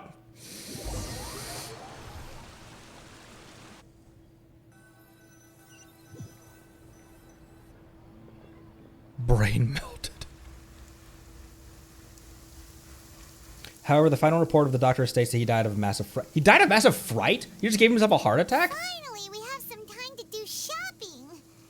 Gosh, it's really been a long time since we've been able to relax. Man, not to get dark, but I shouldn't say that. I'm going to. It's kind of... Oh, they thought that he died of massive fright. Because in that plane... Here's a couple theories about how he died. In that plane... The kid running. In that plane, his soul died, and so the rest of his body, externally, also died. Or, he just did... I don't know. Or he did just have a heart attack or something. I was kind of... Not to get dark, but it would have been a little more satisfying if he just died squirming and sloshing. Anyways, he drowned. Because did he step into... When we got transported into that room with the quote-unquote Oceanid, was our physical body, similar to like the Avatar state in Avatar The Last Airbender, was our physical body still there? It was, wasn't it? Because Paimon was shaking us awake when the Gardamex were attacking. And so he would have just... He was like wandering into the fountain. And so potentially when he blacked out and his consciousness was teleported into the Oceanid realm, potentially he was in the fountain and he just dropped over and just drowned himself. Shopping is stressful in its own way, though. Well met, partner. I knew something great was going to happen when I woke up in such a good mood today. Even this weather can't put a damper on the demoiselle's mood. It's a pleasure to see you both again. Pleasure to see you too, Agent Silver. Oh, hey, Agent Navia. S. It's been a few days. Paimon's already started to miss you. Oh, now that I believe. I'm easy to work with and always bring home the bacon. Who wouldn't treasure having a partner like me? Sounds like you're really enjoying life these days, Navia. What have you been busy with since the trial? It's just been one thing after the other. I've been making non-stop trips between Poisson and the court since then. Everyone from Spina di Rosula organized a memorial for my father. We never held a memorial when he first died, since everyone knew that even if we held one back then, no one was going to come. Ouch. This time, though, everyone in Poisson, and even many people from the court, all attended. So his name's definitely been cleared now. That's what we like to hear. It's been the dearest wish of Demoiselle all along. That blasted stubborn fool. I was right to put my faith in him. I'm so glad I didn't give up on the case all those years ago. Things turned out about as well as they could have. Oh, by the way, I ran into Charlotte just after I left the memorial service. Well, maybe it'd be more accurate to say I knew she would be there, and there was no way she'd just let me go. Huh? So you know Charlotte too? The Charlotte? Journalist from the Steambird? Yeah, way back when I first became the president of the Spina di Rosula, she was all over me. Wouldn't take no for an answer.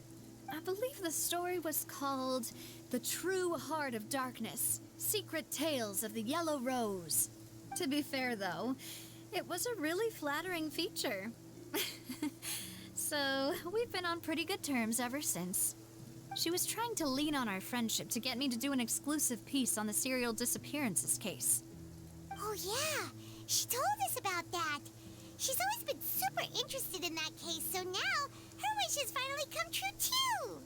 Anyway, I told her to make sure that when she writes about you guys entering the opera house with the critical evidence, that you both sound really cool.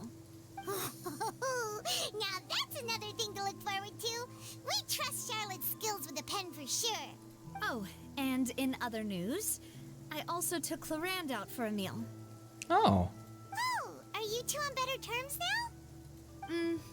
While you were investigating Vaché's headquarters, Clarande gave testimony on my father's behalf. It was thanks to her that we were able to turn the tide. I wanted to thank her. I mean, there's also no point in being awkward all the time. so we took the chance to reconcile with each other. Yes, Tundra, she ate Chlor. Oh, that's great. Paimon also thought Clorinde wasn't actually a bad person. It's always good to have more friends. Anyway, now that the case has finally been solved, perhaps it will slowly begin to fade from the public consciousness. Oh, actually, there's still one last thing I need to do. What is it? I should pay a visit to my father's grave and tell him the truth of what happened, as well as how it all ended. And on top of that, just how much people still look up to him to this day. That includes me, too. Miss Navia.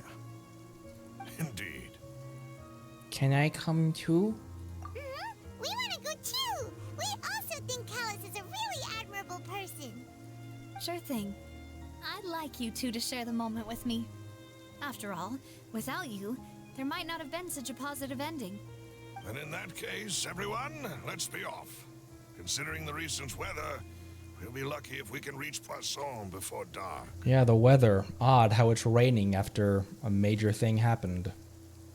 Sure that doesn't mean anything. Yeah, you're right. It's been raining non-stop for a few days now.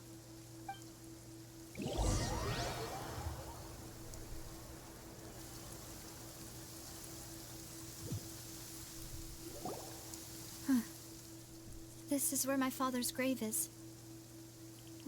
To be perfectly honest, even I haven't been back here for a long time. Huh? There's someone there already. Wait. That figure. It can't be... Isn't that Neuvillette? Why would the Chief Justice be here? Huh? Navia?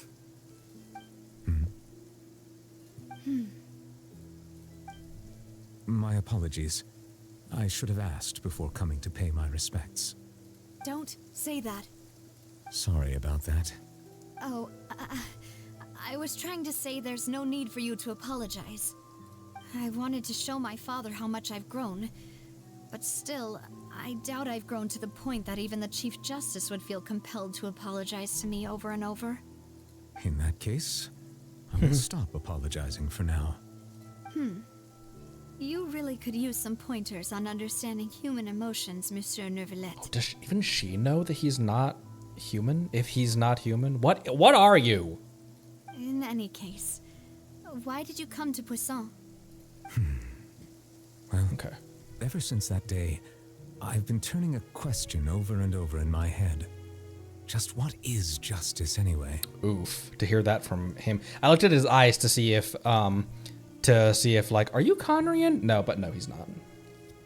There was once a time when I didn't want to believe that there could be anything more important to humans than life itself. Oh, rather than that, it's probably more truthful to say I didn't believe humans were capable of resisting the most basic instinct of living things. That they could rebel against their own nature, or consider certain things to be more important than their own lives.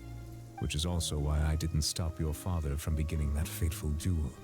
I believed that a truly innocent man would never throw away his life like that. That there was nothing, should have been nothing more important than one's own continued survival. But Mr. Callus proved me utterly and decisively wrong. If not for his sacrifice, the serial disappearances case would have remained unsolved to this day. Mr. Callus made the choice he did for his daughter, for his associates, and for many people completely unrelated to him. And in the end, from a certain perspective, one could say that he did it all for the sake of justice. A justice that's higher than life itself. So, you asked me why I came here. I just wanted to say my apologies to Mr. Callus in person. I should have noticed all of this much sooner. This regret has filled me with a sadness that has haunted me for days. Man, what a bang-up job all of the Fontaine people have, all the Fontaine VAs have done with the conveying emotions on their characters. That high and mighty chair in the opera Epicles indeed insulates one from many important things. Spina di Rosula, Thank you so much for your hard work and perseverance. I'm sorry for being mad at you before. So, you're actually one of those types that's cold on the outside, but pretty thoughtful on the inside, huh? That reminds me of Silver, one of my guys. Sorry about that. Self-expression is not one of my strong suits. Are you a robot? No, because that'd be way too obvious. Because he made the joke about like, oh, it's embedded in my memory. Didn't I just say you don't need to apologize? Ah, so Navia and Neuvillette seem to have made their peace as well. Let's not disturb them for now. We can wait till after they're done. Following Navia and Neuvillette, you also pay your respects to Callus. Stopped raining. Paimon's never paid respects at someone's grave before. Did Paimon do anything rude there?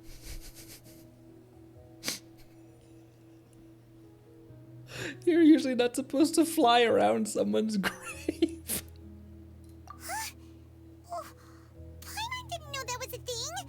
But Paimon doesn't know what she would do if she can't fly. Walk. Oh no. Paimon hopes Miss Navia won't be too mad. Wow, she took it seriously. Look at that shit-eating grin on Ether's face. Anyway, Neuvillette is still standing around there.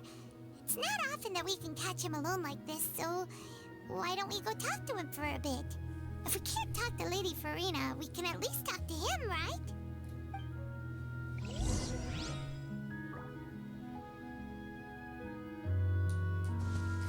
I'm very tempted to go over and talk to her because I always want to see what additional dialogue there is, but I'll leave her with her. I'll leave her with her father's headstone. Navia first. You can.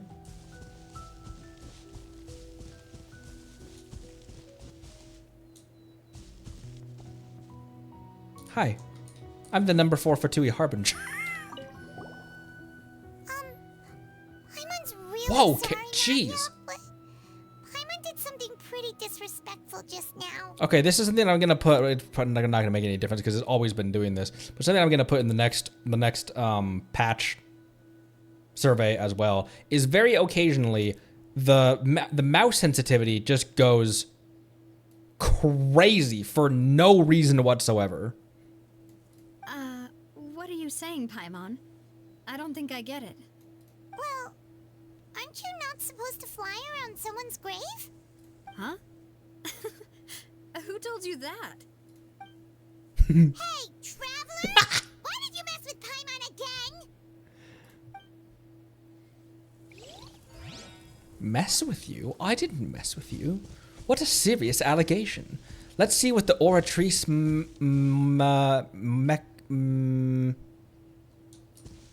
let's see what the Oratrice has to say. Oh, it's you two. Did Miss Navia invite you to come pay your respects to her father? We ran into Navia on the streets today, so we just followed her here. Oratrice I can't remember how they say it. They say it all the time. Oh wait, hold on. Oratrice. That's a root word for the English words mechanic, like mechanical, and analyze, isn't it? Or maybe not a root, maybe not like the root, like the Latin root or anything, but that is mechanical, and that's basically the whole name is a mechanical analysis device. Huh. Mécanique. Oratrice mécanique. Oh, okay. I see how I see how it gets so rhythmic. Oratrice mécanique. Sorry. I see. Then is there something that I can help you with? Well, it's pretty hard to run into you like this since you're usually super busy. So we figured we could try to ask you a few questions, if that's okay. Please feel free. Though outsiders, you helped us solve one of the greatest mysteries in Fontaine, and it would be my pleasure to return the favor. Yes, sir. About water from the Primordial Sea. Man, this seems like the end of an Archon quest. This feels like talking to Venti by the tree. So, at court, the bad guys referred to that special water as water from the Primordial Sea, but what is it really? Truthfully, that name is already quite accurate. I can only surmise that Vacher and his ilk only learned of its nature and existence after extensive research. There used to be a special sea on the surface of this planet. The nature of its seawater was rather different from that of the sea we know today. Most of Tevat's life forms were first born in that special sea. You could say it nurtured much of the life on this planet. Hence primordial. Huh. So it really was where everything began. It makes sense to call it primordial then. But today, the Primordial Sea no longer exists on the planet's surface. What Vacher discovered must have been some kind of special case, or a remnant from a truly ancient age. Huh. So that's how it is. Oh, you really know everything, Monsieur Neuvillette. But if that's the case, then why would people, at least people from Fontaine, dissolve in that kind of water? Indeed. Why would the Primordial Sea, which was known to engender and nurture life, suddenly reverse itself and devour life instead? To be frank, that also doesn't match my understanding of this world and its laws. There must still be some unknown secrets around the people of this land. Is there anything else you'd like to ask me about?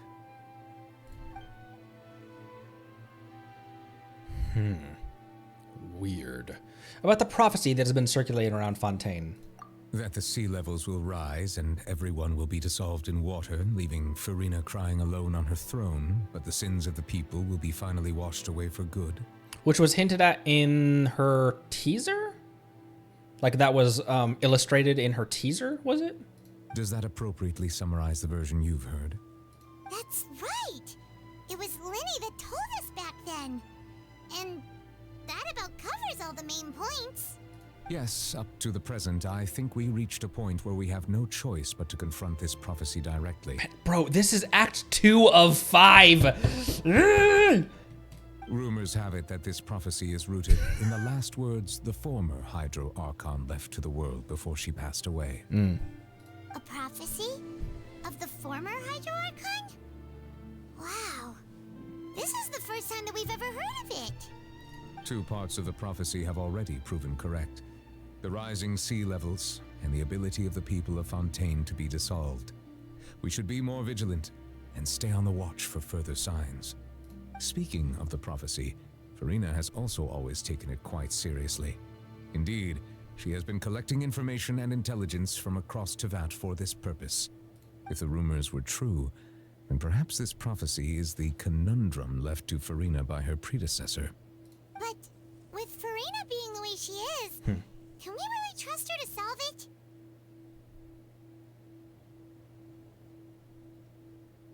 Again, it's like there's a real Farina and the cocky brat Farina is a mask.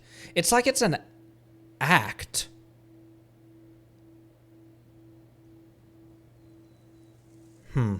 Saying that out loud. Yeah, let's keep going. Is there anything else you'd like to ask me about?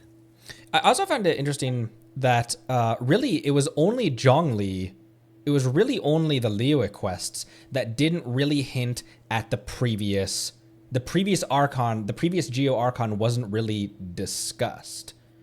Nothing really predating the Archon War was really discussed. Because with Venti, we discussed Old Mondstadt. What was Old Mondstadt called? Decorabian. With Venti, we discussed Decorabian. We know about that's because there was no Geo Archon.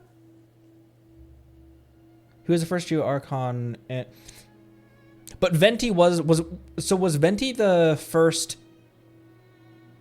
Oh, that's right. Venti and Zhongli are the only remaining original 7, and Decorabian wasn't the Animo Archon. He was just when you know the whole story, it seems rude to call him a tyrant, but that's kind of what he was. Just a little bit misguided. He had a job to do. He's trying to protect his people, but he did it in a kind of tyrannical way. But Decorabian wasn't wasn't an Archon. That I for some reason forgot about that. I for some reason thought that, I don't know why I thought that, but we know about Makoto in Inazuma. We know about Rukutavada in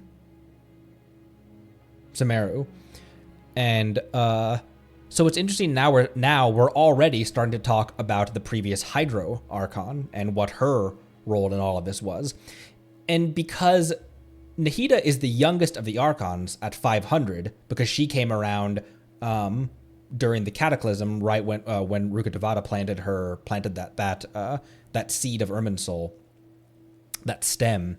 Furina is obviously older, but by how much? Because Furina, despite being canonically, like physically older than Nahida, Furina seems very inexperienced at being an Archon, at being a god, at being a ruler. Much more so than even Venti, because Venti is standoffish and he just wants to leave Mondstadt alone to do their own thing and give them the freedom to choose to do whatever they want. But at least he kind of understands that theory on leadership. It's a very unconventional one compared to the other nations, but at least he has a theory on leadership, whereas Furina seems so much more inexperience is the only way I can really bring it up. And the thing that I was freaking out about when Neuvillette jumped on top of Childe and hydroed all over the place. How is he so powerful? Because yes, Childe is the last of the Harbingers, but not the last, but like he's the weakest of the Harbingers that we've encountered, but he's still a Harbinger. So how powerful is he, and why? Why is he so powerful? And it's giving me ideas of his role in all of this that don't think I'm going to talk about, but my sus glasses are on for you, sir. About Childe. My apologies. My investigation has still not reached its conclusion. However, I still believe the judgment of the Oratrice was not rendered arbitrarily. But you also said you thought he was innocent. For many years, I have been quite aware that the Oratrice does not simply mechanically repeat the verdict that I give on each case. As a divinely created mechanism, the people's unified faith in the concept of justice is integrated into it. Not only can it produce the incredible power of indemnitium, but it likely also possesses other traits, such as self-awareness. Which is all to say, I have been prepared for a situation like this for a long time. Man, first we had the internet in Sumeru, now we've got AI here. An AI judge. So when Lenny told us that he heard a human voice from the room where the Oratrice's core is stored, I was not aware such a thing had occurred. Perhaps that could serve to prove my conjecture. I will add that to the list of items to investigate. In any case, I am inclined to believe that the Oratrice does have a methodology all its own. We just do not have enough information. Based on Furina's reaction, I doubt even she had any idea what was going on. She managed to bluff her way through it, though. The time-tested twin tricks of bravado and drama. That's a great way to put Furina. While we do intend to get to the bottom of this, for now, we regret to say that the Fatui Harbinger will just have to bide his time in the fortress of Meripede. If we did incorrectly convict him of crimes he did not commit, we will most certainly compensate him to the fullest extent allowed by the law. I am paying attention to the dialogue, but I am also inspecting this man. if you ask Paimon, the only compensation he'll want is a no-holds-barred fight with you. Is there anything else you'd like to ask me about? Yes, what are you? About my sibling. Your sibling? Another blonde-haired traveler? I'm sorry, but I've never seen anyone who matches that description. Not that kind of AI? Sorry, I hadn't been looking at chat for a hot minute while. If she ever stepped foot in Fontaine, I'm sure she followed our laws to the letter and had no reason to appear on the stage of the opera Epicles. Wonder if she and Dane came to Fontaine at any point. Is there anything else you'd like to ask me about? Oh man, that was short. That was very brief. We didn't talk about hardly anything in regards to her. No more questions. Very well. It was my honor to provide you with what answers I could. I very much enjoyed conversing with you. It will soon be time for me to leave this blissful tranquility behind and return to Palais Memoria. You really are super busy, Monsieur Neuvillette. Paimon thought you only came here to pay your respects today because you had the day off. Crime and villainy do not have the day off, and so justice must work around the clock as well. This is merely the nature of a justice's work. All right, you've got a point. Huh? Paimon just noticed that the rain has stopped. It stopped quite a while ago, Paimon.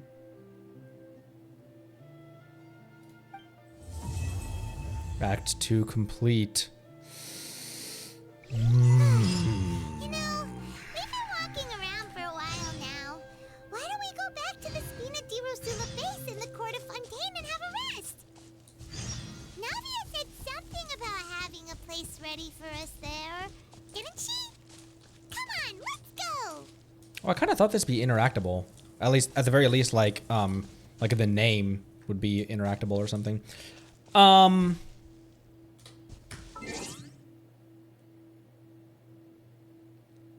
I don't know if I want to go to the character archive. I know you guys know this. I just feel compelled to. I have to say this. Please don't tell me. Just along, but Neuvillette does not have a vision.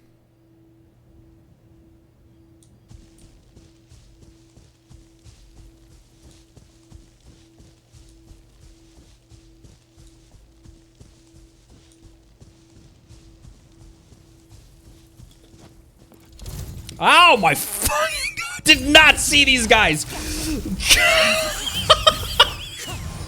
Oh, I forgot I had the Best Boy here. I haven't used Kazuha in a long time. I forgot how freaking strong he is. Even at only 800 EM, he still just destroys things around him. You give him one element to swirl, and who do we have? Oh, right, Charlotte. Charlotte Khan.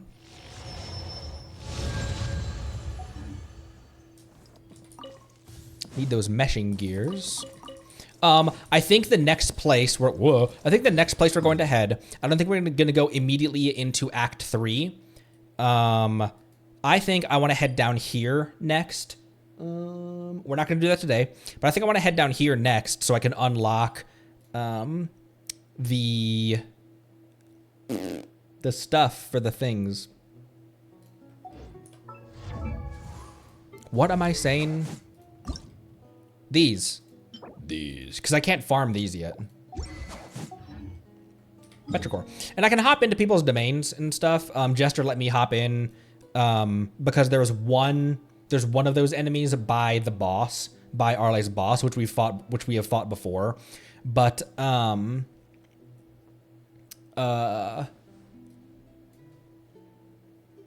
there was only one there, and I was like, "Are there any more in the immediate area?" And he's like, "None close by, and I don't want you to wander through this unless you're experiencing this domain, this part by yourself."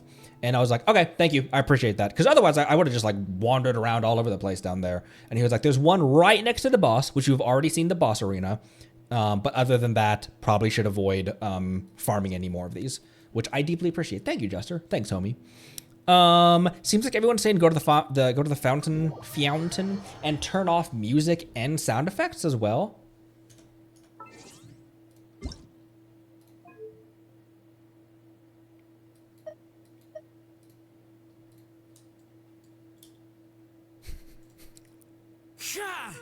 What a weird.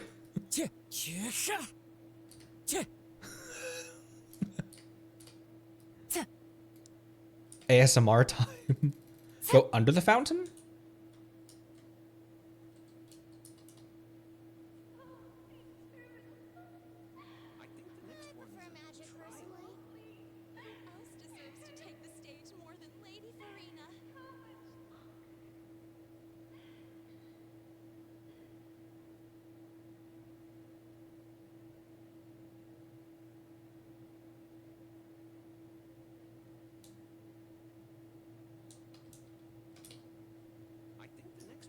I didn't like that.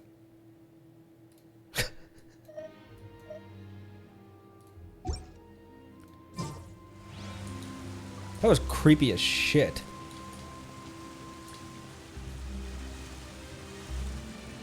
That like made my hackles raise up too.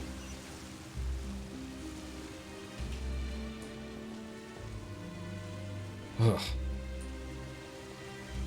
Yeah, how would you find out about this? Because with the music and the sound effects and everything, especially the sound of the water flowing.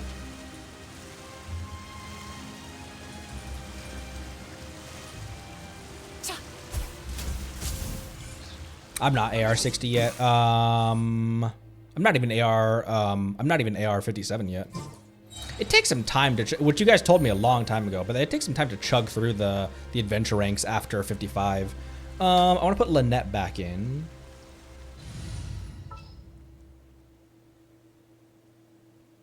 Where is she? There. No, no. Oh my gosh. Oh my gosh. Where is she? Boop. You lead the way. Okay. Cat.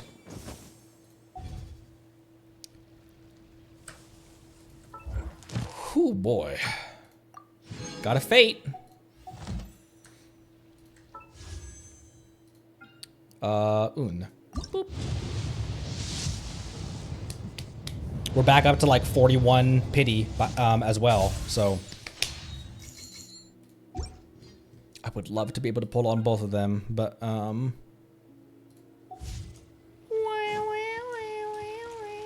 which still could. Between Theater and Abyss and Archon quests and stuff, we still could, honestly. Oh, Trials.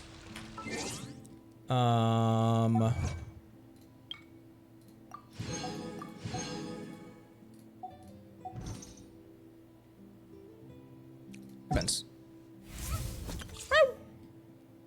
And all of you three as well. Farina. I've used Farina in... Was she with someone else's team, or was did I try her out in the theater? I have played her before. She might have been in someone else's team. Like she might have been in a team during someone else's thing. Freaking use her charge attack to charge her Arca. And at intervals, her normal attacks deal the corresponding Pneumo or Uisa aligned hydro damage. When using her elemental skill, Farina summons either the Salon members or the Singer of Many Waters based on her current Arca. Oh, interesting. The former fight alongside the active character, and upon attacking, consume the HP of characters to increase damage dealt. The latter continuously heals nearby characters. Another sustainer of Heavenly Principle. Another one who can self-sustain. Or can heal themselves, but also damage themselves. Her elemental burst causes the whole party to enter the universal revelry state. In this state, Farina gains fanfare when character's HP increases or decreases, increasing the damage dealt and incoming healing bonus of all nearby party members. Additional elemental orbs will drop during the... Okay.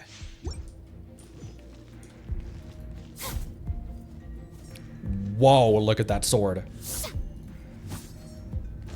Oh my gosh, look at this theater kid.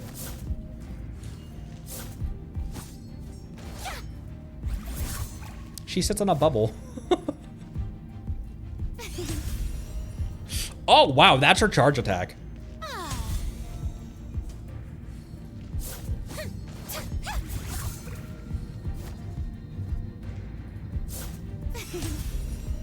How brilliant! Okay, is this the Singer? It must be, because the other one, there were multiple of them. And who did we get? Bennett, Xiangling, and Sayu as well. She's not really meant to be used on field, is she? The show begins. Everybody stand back.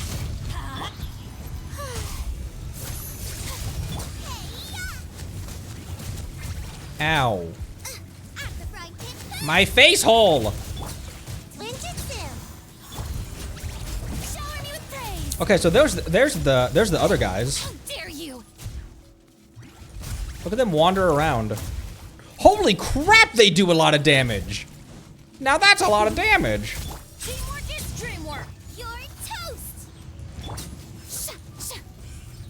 Let my name echo in song. Ouch! I was pinned. I was watching your burst.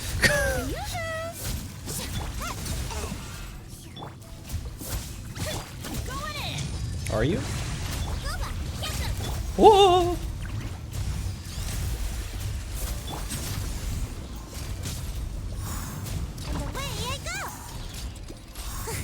Nope. Let's light it up. Oh, come on. How brilliant. Eat this.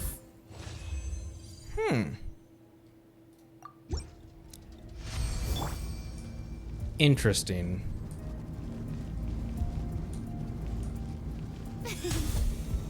Her animations are so freaking smooth. My word. Oh, once they're summoned, you can, it's a crab! Once they're summoned, you can charge attack to switch between which one you want on field. Oh, yeah, it changes the skill down here. I didn't understand that's how that functioned. I read it in plain English, but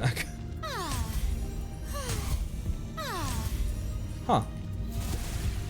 And even when they're on, you can still change it like that as well. Wait, hold on. Why does her hair change?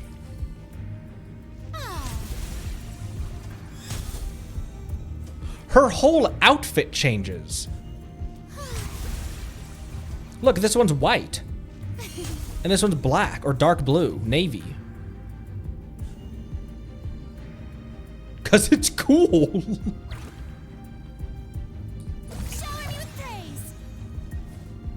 I love her animations so much.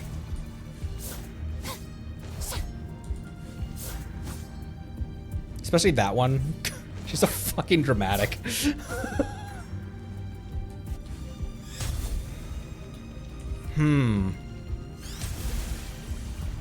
Another hint at two sides of Farina. What the? Oh, it's the singer. Another hint at the two sides of Farina.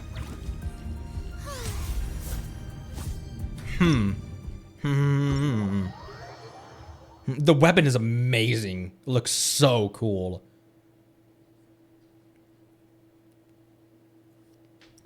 That's interesting. I have so many questions about her and Neuvillette as well. I have so many questions about both of them. I played Neuvillette as well during his trial.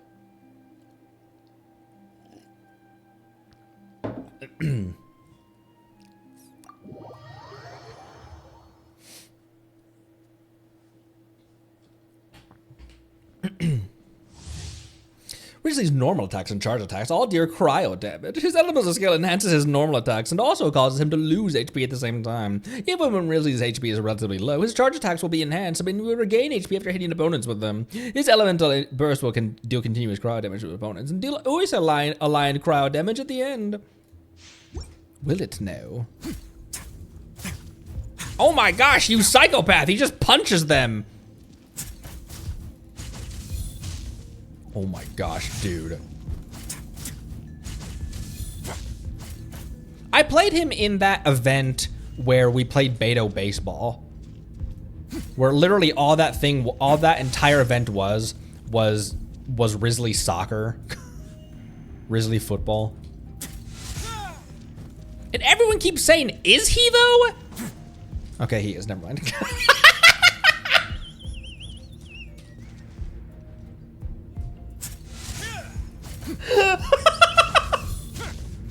Nothing. Why would I throw that out when there are no elements on the field?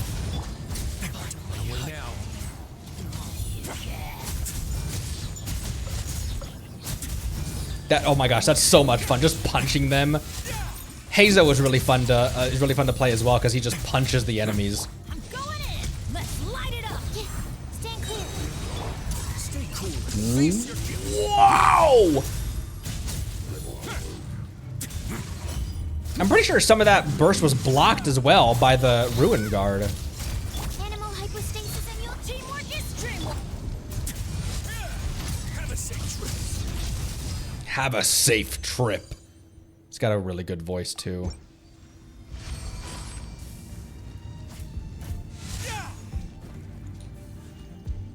What the frick is this? Is this his catalyst? What the f—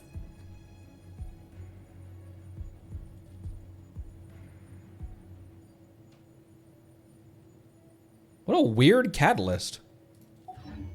Word of advice, don't break the law. Is there anything else?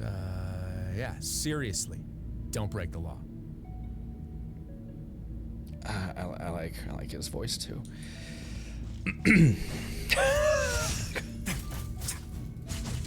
So much fun. I haven't built Hazo because I don't know. I feel like I would use him as an Animo driver, similar to how I use Sucrose, but I have Sucrose. And so I don't know what team I'd want to put Hazo in, nor do I know if I want to spend the resources building him. But Hazo plays so fun. He's a very tight boxer too. He keeps his arms very close to his body. He doesn't like go wide with haymakers and stuff like that. It's all just like really quick jabs.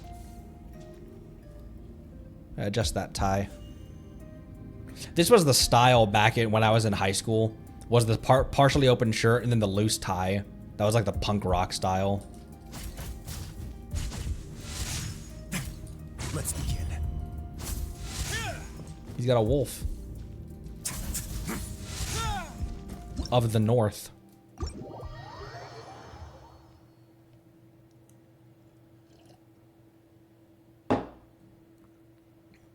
He was the first ever cryo catalyst? Tight box. So he predated Charlotte. Shitlet. I don't know why I said that. He did, like right before her. Huh. Interesting. Oh wow, Navia came in way later than I thought she did.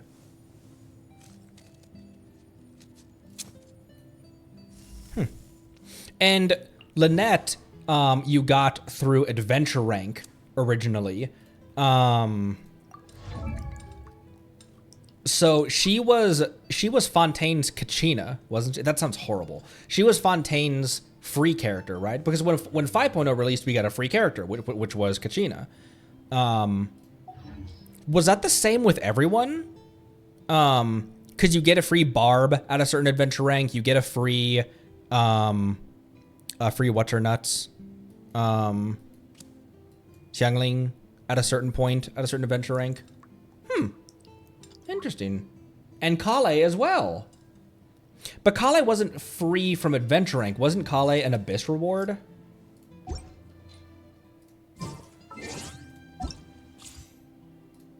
Boop. Free Stove God, no big deal. NBD. Let's just do the rest of them right now as well. I've had... I don't remember when we got Charlotte or when we got Chongyan, but... Cryo jail is open. For now. Rain cutter. Hard hitting exclusive. Say cheese.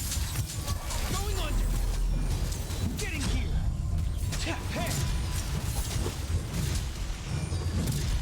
Frost is coming. Getting here. Frost is coming. Head. Smile. Oh, whoops.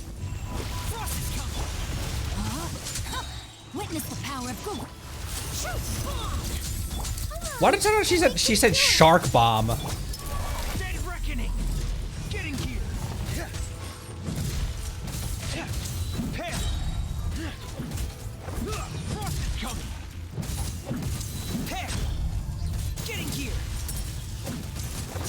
Shows you how much I've used my Fremine. Is I was completely misusing his skill just then. Or his burst, I mean. No, my sword. Commencing cleanup. Pair. Frost is coming. Pair. Getting gear.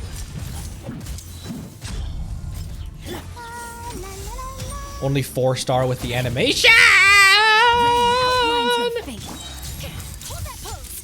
Let me weave you a verse. Frost is coming. Who else? Shark bomb.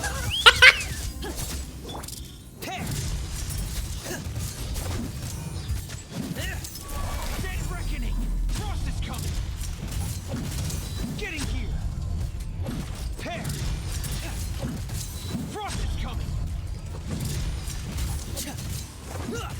Getting gear. Frost is coming. Ready, steady. How much damage does Barbara?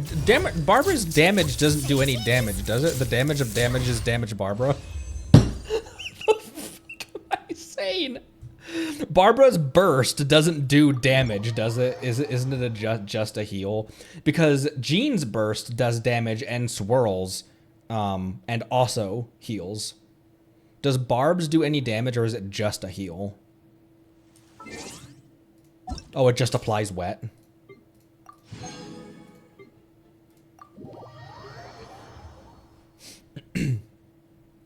More driver and her burst does no damage.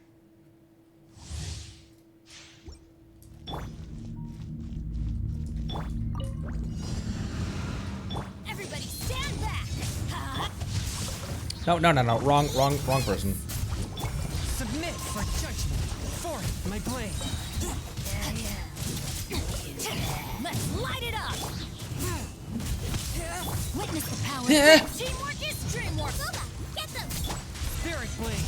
Attack. How meta is Melt these days? Is Melt still a really good reaction, or has it been overshadowed by a lot of the other more recent ones? I'm going in. Rain cutter. Nice and spicy. From whence you came.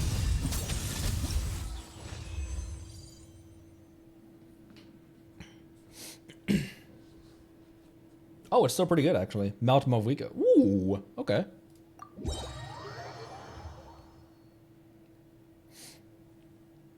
Especially with new characters like Citlali and Movika.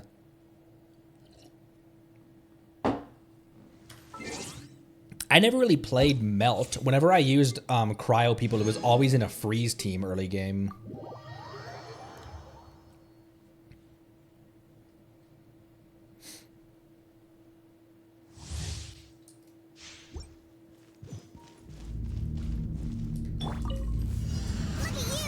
Day. Think you can bully me?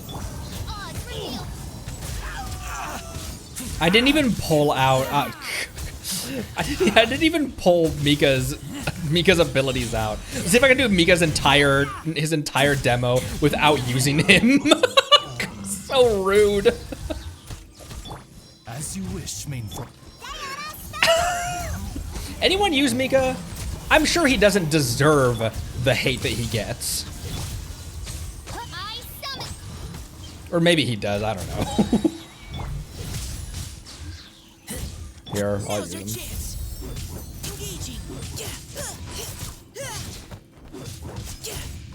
What's the biggest problem with Mika?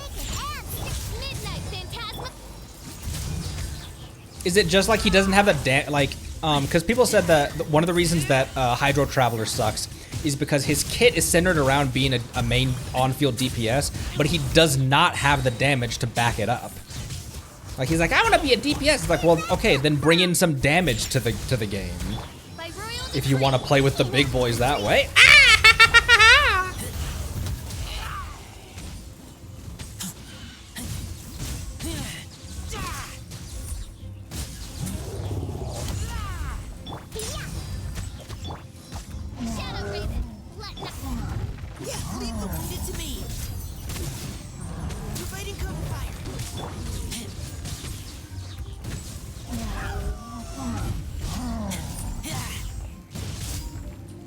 Razor's another one I got really early because I think he bannered alongside Yelan, didn't he? He was in Yelan banner. And so I got him also really early.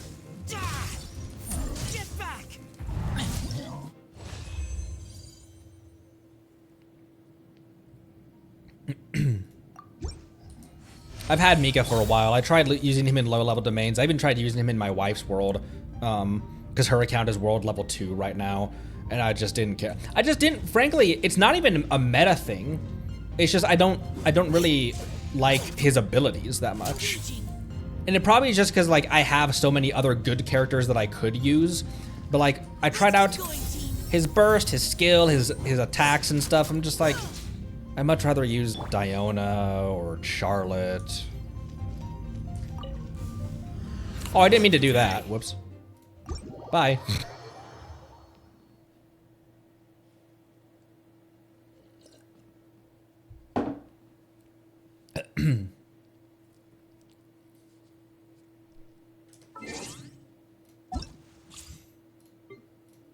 Thanks for the 1,500 bucks though, or 15,000 bucks though. Okay. Time is it?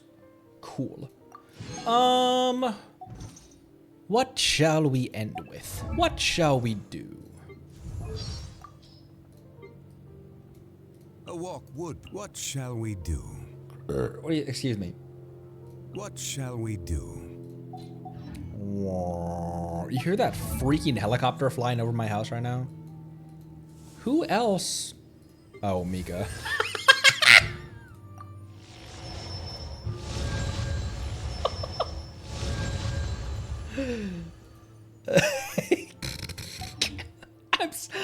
I don't mean to.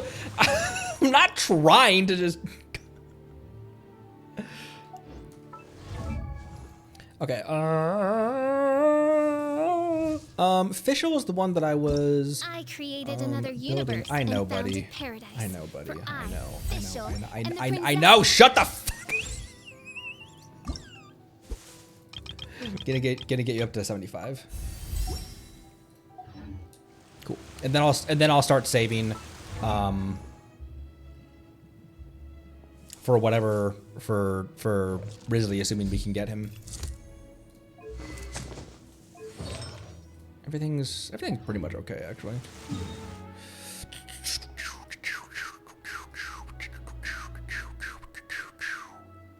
I think tomorrow I try out the battle event and then we hop down here for this quest. Let's put a tea party most thorny. Let's put a pause on the Archon quest. And we can start doing some more like world and things like that. I think this might have to do it. We could watch let's do demos and trailers tomorrow. I think I'm gonna have to head out. But that is what we will plan for tomorrow. Let's just head back up to over here. Over here. Oh, it's down the sewers. Okay. I can avoid the sewers.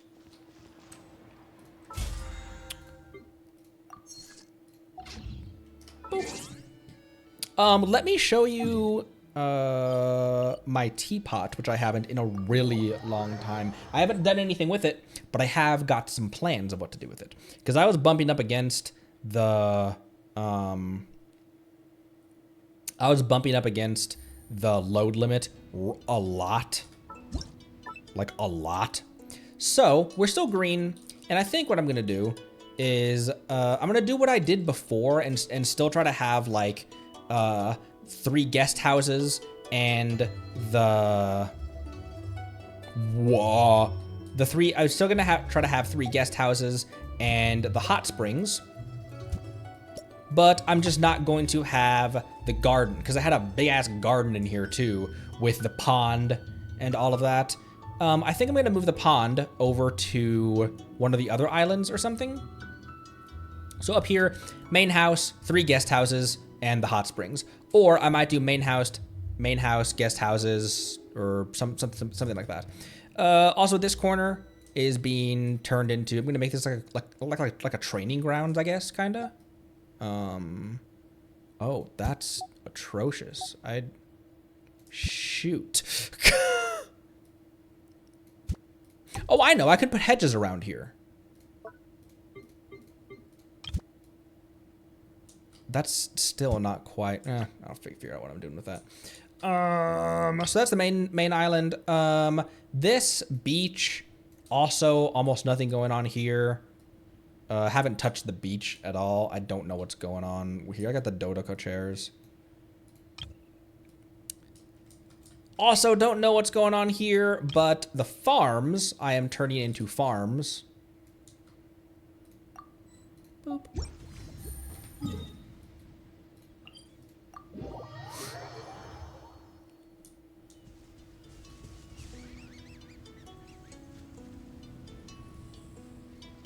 You like my animals? I only have 2 squirrels, but they're here.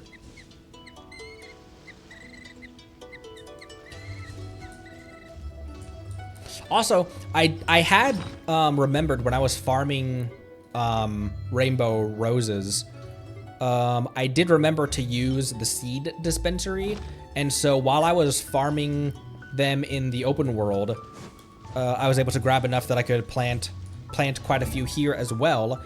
And when it comes to Arle's roses and stuff, I've got 94 to 60, and she's almost final phased, so I have 34 more than I need for her final ascension. Which I will take her to 90 eventually. She's not a priority though, because she's doing just fine at level 80. And then inside the mansion, I don't have Goro. My wife got Goro. She was trying to pull Mizuki. I have this table that I was going to replace these tables with, but I realized that you can't put the chairs as close to it as you can with this table. So I'm like, am I going to make this the main table, or am I going to keep these? I don't know. I'll hold off on that. I've got a picture on your wall of Beidou. And I've got people here accruing friendship EXP. I really like it. This little corner that I made. Maybe put like a coffee table or something right there. With the fireplace and the fan, this plate, the mask, and then Diona's little corner here. And there's a cat fittingly in the corner as well.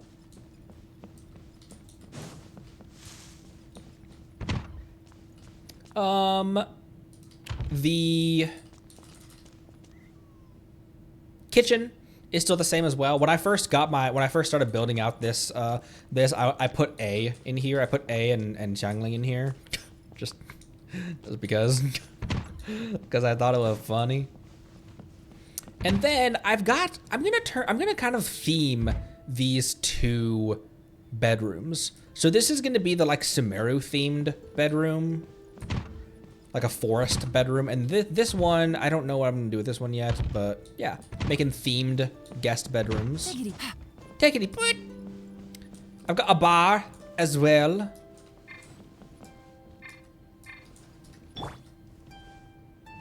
I've got a bar. I don't know what to do really with these, but they look really nice sitting there.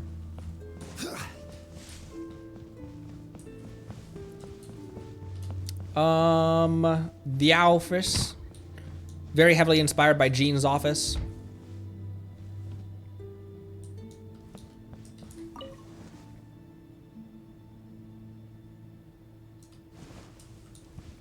So there's the office.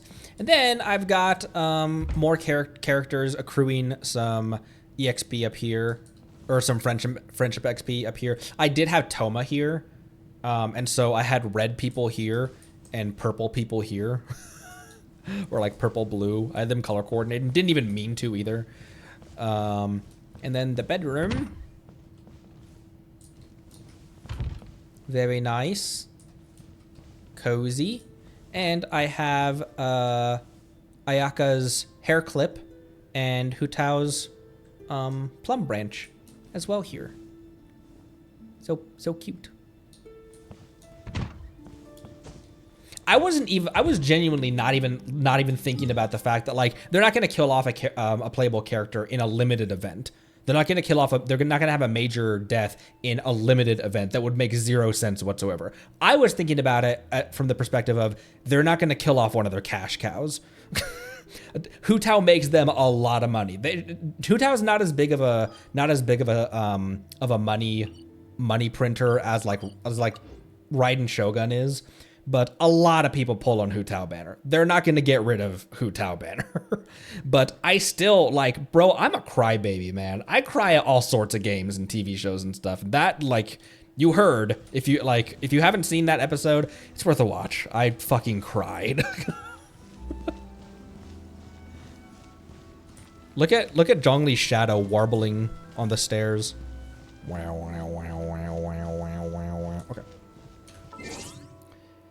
All right, that does it for today. Thank you all so much for stopping by. Tomorrow, I'll try out the new battle event, and we will start that quest going down so I can, not Poisson, Petrichor. So that'll be something to look forward to. As always, Discord and merch linked below. YouTube is linked as well. I filmed a non-Genshin video. So I'm gonna have some stuff coming out. I'm gonna have some Let's Play stuff coming out that is going to be edited up videos similar to my first steps, like episode 1 and 2 that I edited down that are not Genshin videos, and I won't stream them, but they will be videos that are edited up and put into a nice little kind of shortish video for the YouTube. So that'll be something to look forward to as well. Thanks everyone so much for stopping by. Let's get some nuts to round this one out, and I will see all of you next time. Thanks again. Drink water. Love you lots. Bye-bye.